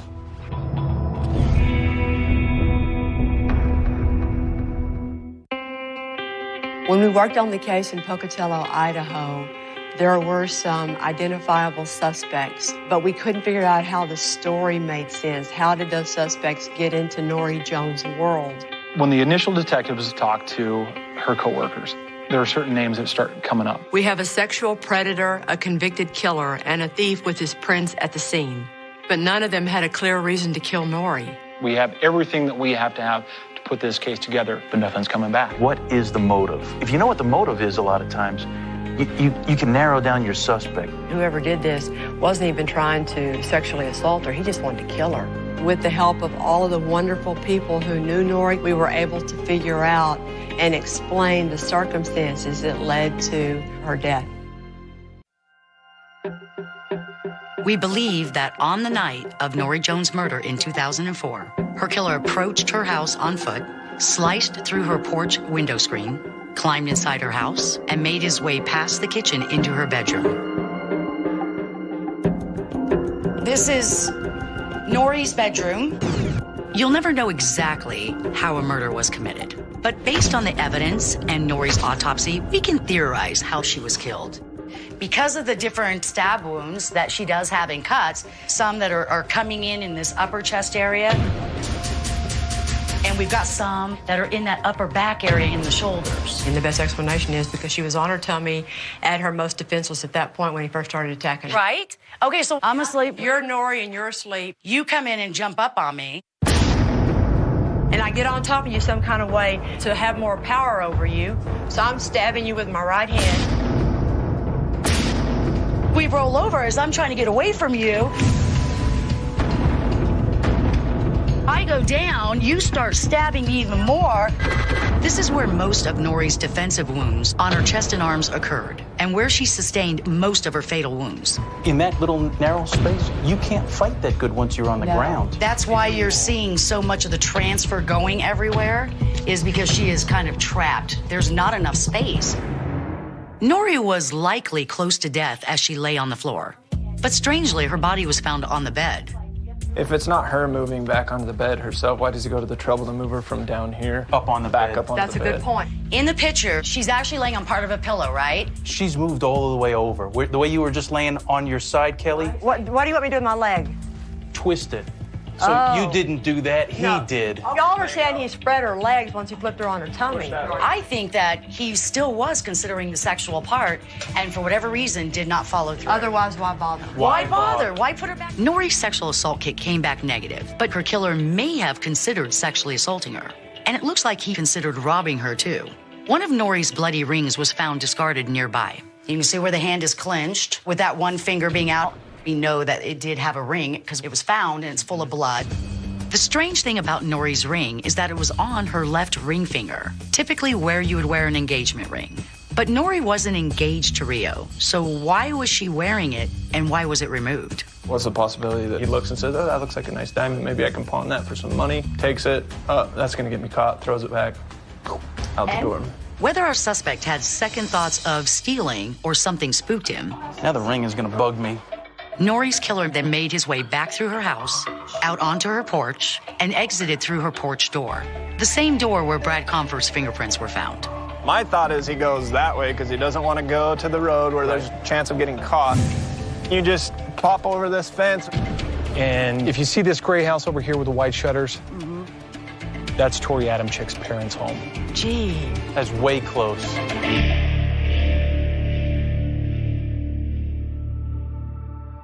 Come on in, if you would. Just gonna go right around here.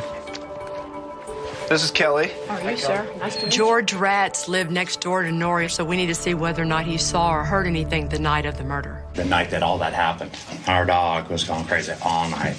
Every time you go out to try to calm her down, just can't see what she's barking at, this and that. Do you remember what hours that was between? It was early in the morning, like 2, 3. So when this dog is barking like this, do you look toward Nori's back door to see what he's barking at? Because you can't see anything. What could you see when you looked toward where the dog Dark. was barking? Just dark. Because her area back there, he used to have a light lit up. But that light was out. It was totally out. So if the light had been on, you would have been able to see the back door of Nori's residence? You'd have been able to see what was going on over there? Yeah. So what happened to that light that Nori used all the time? We noticed for like 2 or 3 days before, someone came by and looked at the light or did something. Someone just pulled in quick. It's like there for a few minutes and thought it was something to do with the light. But then I think we noticed for like 2 or 3 days, it was just dark out there. So you're saying the time up until this happened, that light was always on. And then 2 to 3 days prior, then you noticed that now it's always dark. Did you see that person? I couldn't really tell. Like our back area, like where she lived, the distance is quite a ways. How much did this man coming have to do with the light going out? You know, I don't know because it was really quick, whether he's fixing the light or not. But I'm sure he wasn't there to change the bulb. So it just seemed really weird. Seems like a big coincidence that someone would be messing with her light days before the murder, and then suddenly the light stops working. And with Tori Adamczyk living so close to Nori's house, it would have been easy for him to walk over there and tamper with it.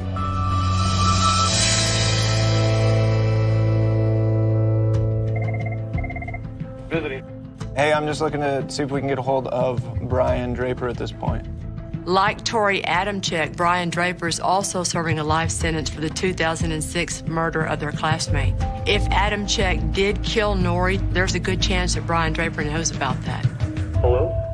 Hi, Brian. My name is Detective Matt Harris from Pocatello Police Department. We are looking into any possibility that Tori may have been involved in the homicide of Nori Jones from 2004. You know, I've actually thought about that, too.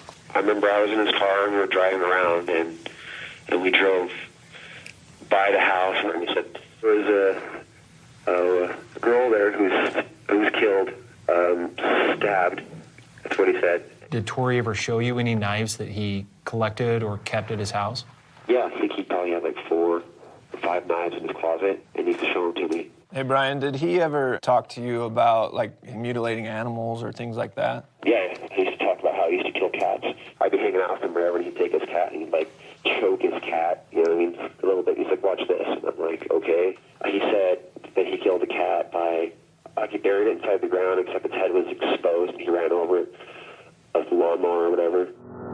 Torturing animals is the first step that many serial killers have taken. And we know that Tori Adamczyk eventually graduated to killing humans. But did he kill Nori? And I asked him about it after we were arrested and in prison already. And he said that he didn't do it. Part of me wants to believe him, but I mean, I don't know. You never know, you know?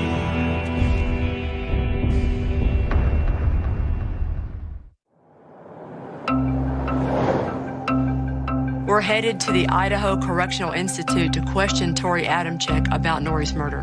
Where you're currently at? Should be there in just a minute. Do you have your questions all lined up? Yeah, is there anything that you wanted to ask?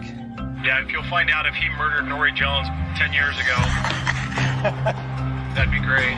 I'll go ahead and do that. None of our suspects had as much access to Nori's house as Adamczyk did because he only lived 50 yards away. And just 2 years after Nori's murder, he and his buddy stabbed and killed a classmate. Okay, thank you. Are you a detective? Yes. Hope it works out for you. Me too. He's pretty slick. The last time Adamczyk was questioned about Nori's murder, it was 8 years ago.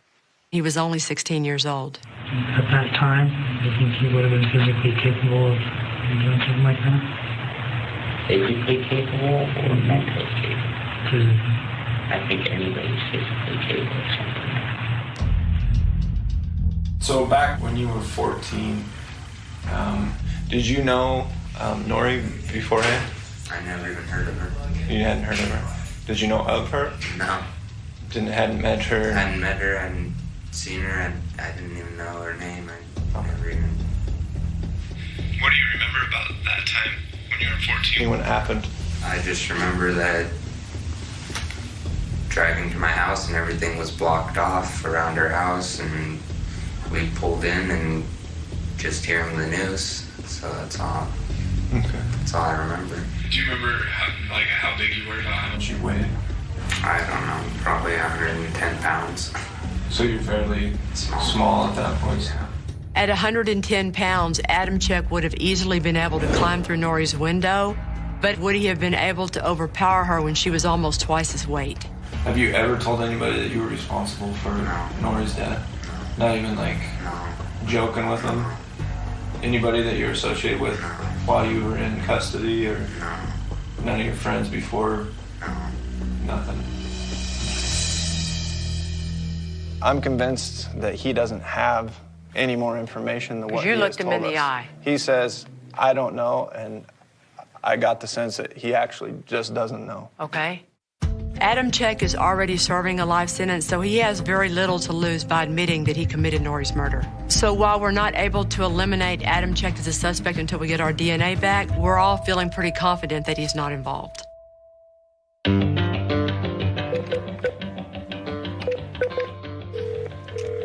We do know that Robert Spillett took an unusual interest in Nori at Job Services. Can you tell me how it was that you knew Nori? Mostly through church. We're hoping that her friends and co-workers can shed some light on how far his interest went in Nori. Did she ever come to you with any issues or problems that she might have been having? I remember that she worked at the labor department, so she'd talk to guys, and some of them seemed kind of creepy. And I remember that she was afraid of somebody at work or something like that. I don't remember a lot of the details of it at this point. You want to have a seat in that chair for me real quick? That'd be great. Did Nori ever mention that there was stuff going on there that she didn't like, or things that were bothering her? The only thing that she ever mentioned was there was this older guy who just wouldn't leave her alone. And so she actually had gone out and bought a cheap little ring to put it on her finger, hoping that this guy at the job service would leave her alone. Okay. It was just a ring for that creepy guy so that she could say, look, I'm engaged, just leave me alone. That fake engagement ring that Nori was wearing is the same ring that her killer stripped off of her dead hand. And it looks like she got that ring to protect herself from Robert Spillett. To her, it was security. As soon as she put that ring on, Robert got a little bit kind of antsy. Like he was not cool with the idea that she was engaged because he didn't take no for an answer. It's pretty clear that Spillett was obsessed with Norrie. In his original interview, he even mentioned strange dreams that he had about her. I want to go back to the dream for a second. Think. Seems like I see some blood on some sheets or something. Some blood on some sheets. Okay, where are the sheets laying in respect to the body? Kind of under it. Robert Spillett, he was a suspect because he had some infatuations with this lady. We've called in Sergeant Collins, who was one of the first people to interview Robert Spillett. He was stalking her. We brought him in here. He admitted to following her to her house, to asking her out. And then he tells us ultimately about this dream he has. Dream body laying on the floor somewhere, cut marks across her legs. In this dream, he's able to describe her room. Some lampshades that were there. He describes kind of the wallpaper, and he describes the sheets as being blue. He was accurate in what he was saying and what he described. What did you think when he started telling you about this dream and it started lining up with your crime scene stuff? Well, he had to have been in that room. According to police, they never released or showed Robert Spillett a picture of the crime scene. So how did he know so many details about it? And I woke up, and it really bothered me because all day, all next morning, it's like, started scaring me in the sense, am I capable of something like this? Am I capable of doing something like this?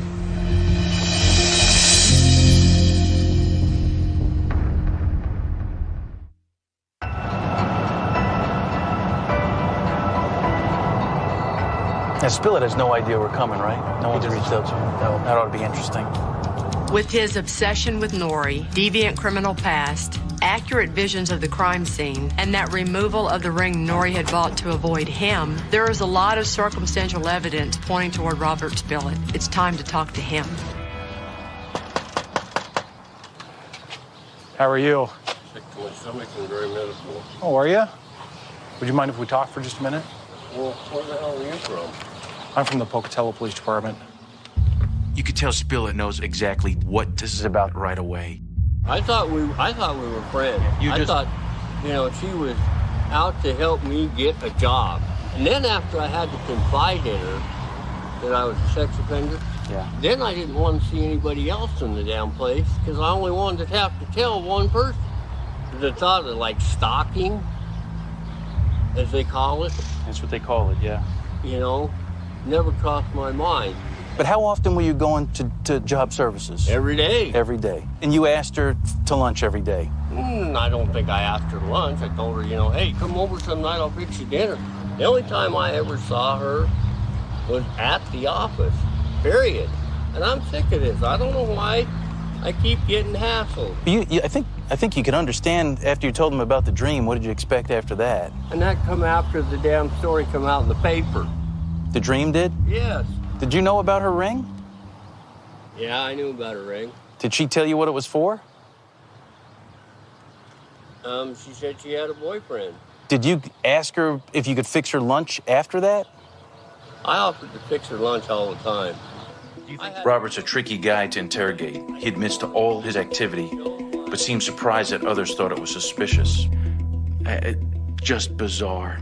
The only thing I can tell you for sure, two things, is the fact that I didn't know how to get there. Okay. And I'm not into knives. All right. Spillett has an answer for everything, and he is sticking to his alibi. Circumstantially, he might be a strong suspect, but there is one good reason to believe he didn't kill Norrie. Those fingerprints at the crime scene aren't his.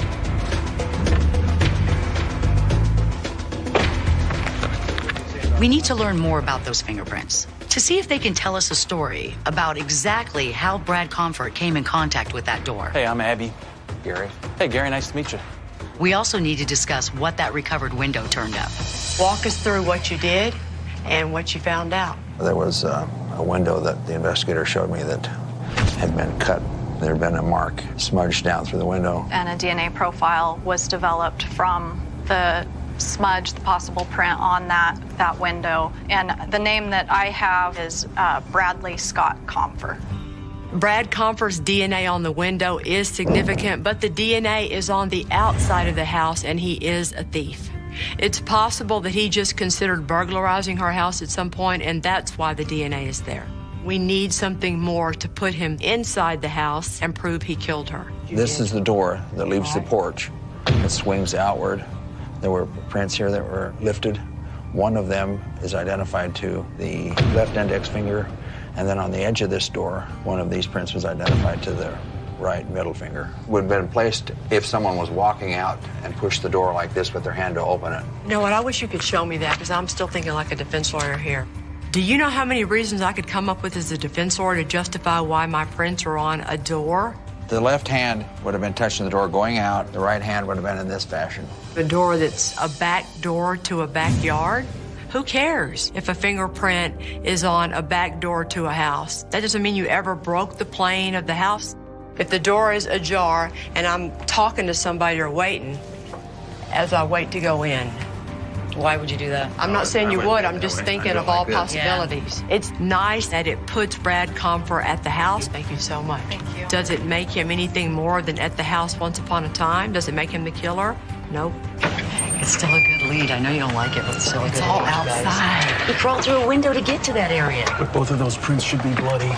With the amount of blood that was there, the amount of stab wounds that were there, I'd like to have seen those prints caked in blood or have some blood around them. He's the one that said he's never been in this house when he could have had any excuse in the world for being in there. He hadn't been in it if he didn't break the plane of the house. He's a burglar. He's a burglar. The burglar is a defense in this kind of case. We don't have any evidence that Brad Comfort knew Norrie, let alone that he had a motive for wanting to kill her. And with no other physical evidence to prove that he was inside her house, all we have are the fingerprints that he lied about and a nagging feeling that we're missing something. You know, I wish we could go back to the house and play with the door. Because I'm telling you, I can still picture a way where he's standing outside the door and never going in. The door's open and he never breaks the plane of the house.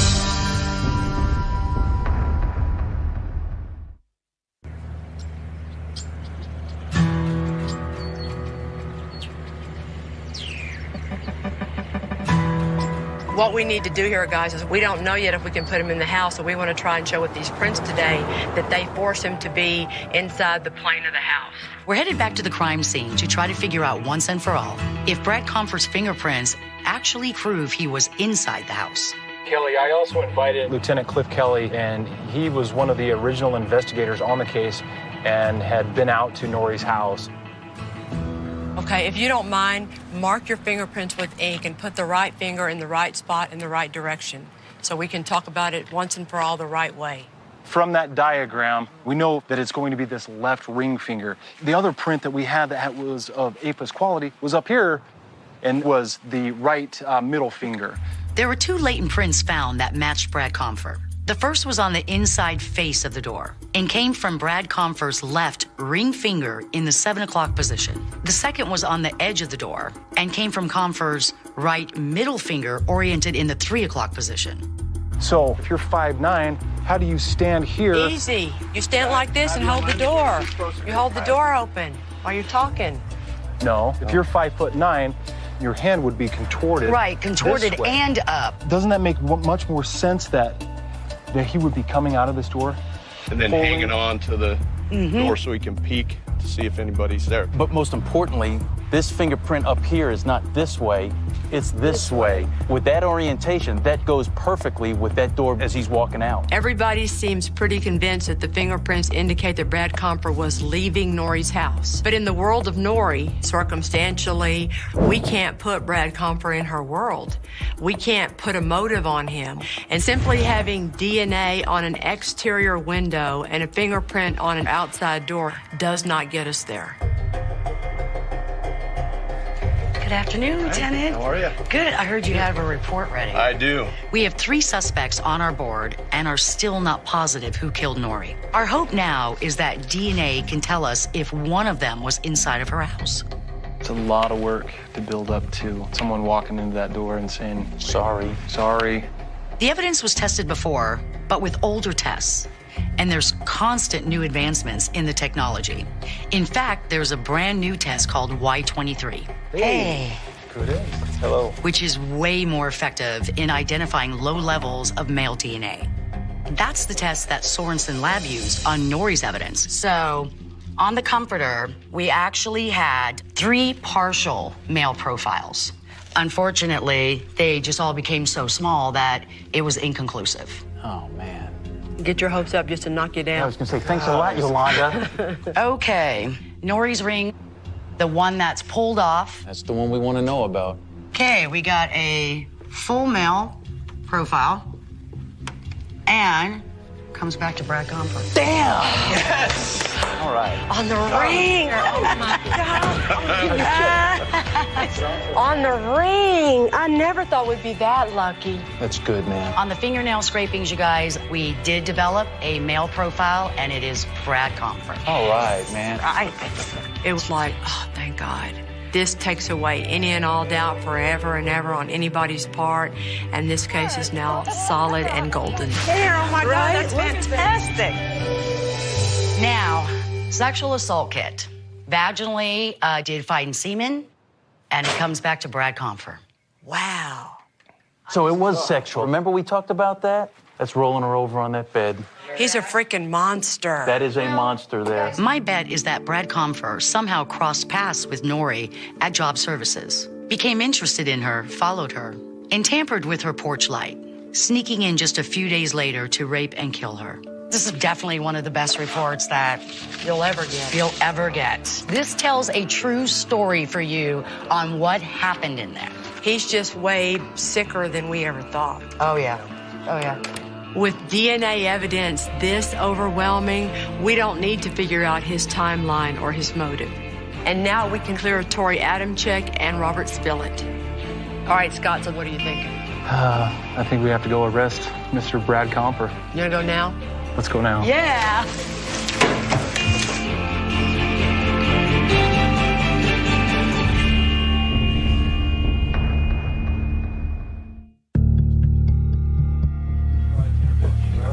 We've got a no-bond warrant for first-degree murder.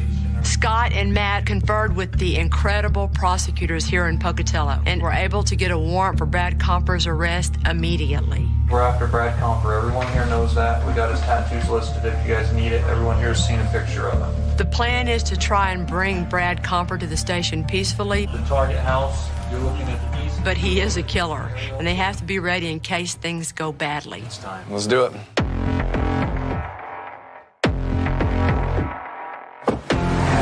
We are leaving from back lot. If you need to make contact with him now, go ahead. 226, I copy that. Traffic, 5th and Sutter, local William, 2815. Tim? Target possibly going mobile. So stay with me. Take him if you can now, if you have the opportunity. At this point, the only thing anybody wants to hear out of Brad Comfort's mouth is, why did he kill Nori Jones? Would you mind just stepping into our vehicle? We'll just talk there. What is this about? This is about a homicide. Homicide? So let's just go back to the station and we'll get a bunch of these things cleared up. Is that okay with you? I guess. Okay. Is this the same thing about Nori Jones? Yeah, it is. I've already talked to you guys about this. I don't know anything about this.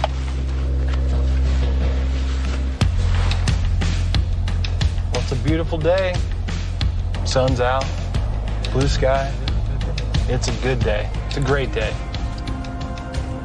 It's the last time he'll see a nice day. Your life is over. He already knows. I've already answered or talked to someone before in this room. I think I need an attorney if this is what's going to go on. Are you requesting an attorney prior to speaking with us? I think that'd be a wise choice. I think it'd be a wise choice. Will you stand up and face that wall? I'm going to put you in handcuffs at this point. Serious? Brad Scott Comfort, you are under arrest for the murder of Nori Jones.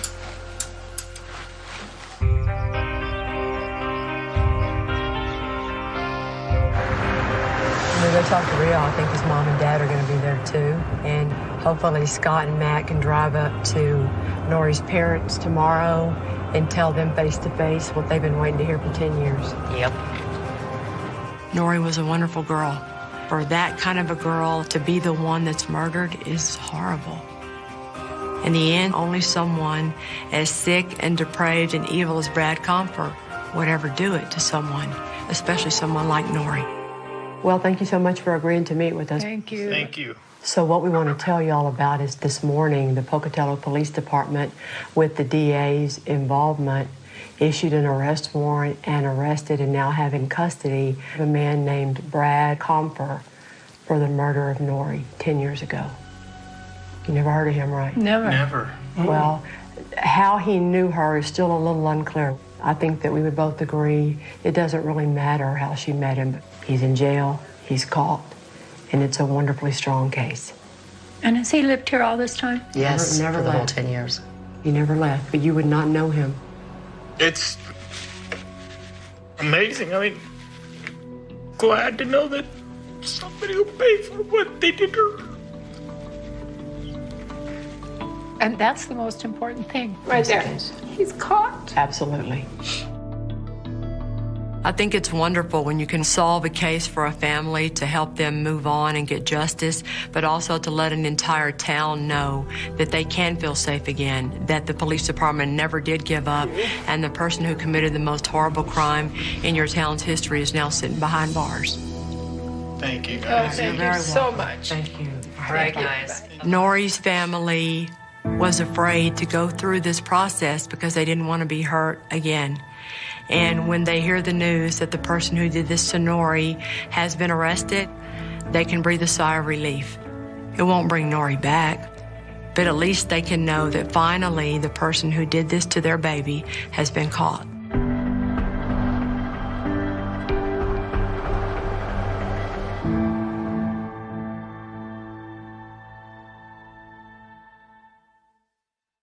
Since we worked on the case in Pocatello, Idaho, the case has been set for trial several times. It has been reset because of defense requests, because of the DNA experts that are needed in that case. It's set for a hearing this year, and hopefully it will go to trial sometime early in 2018. For more cold justice, go to Oxygen.com.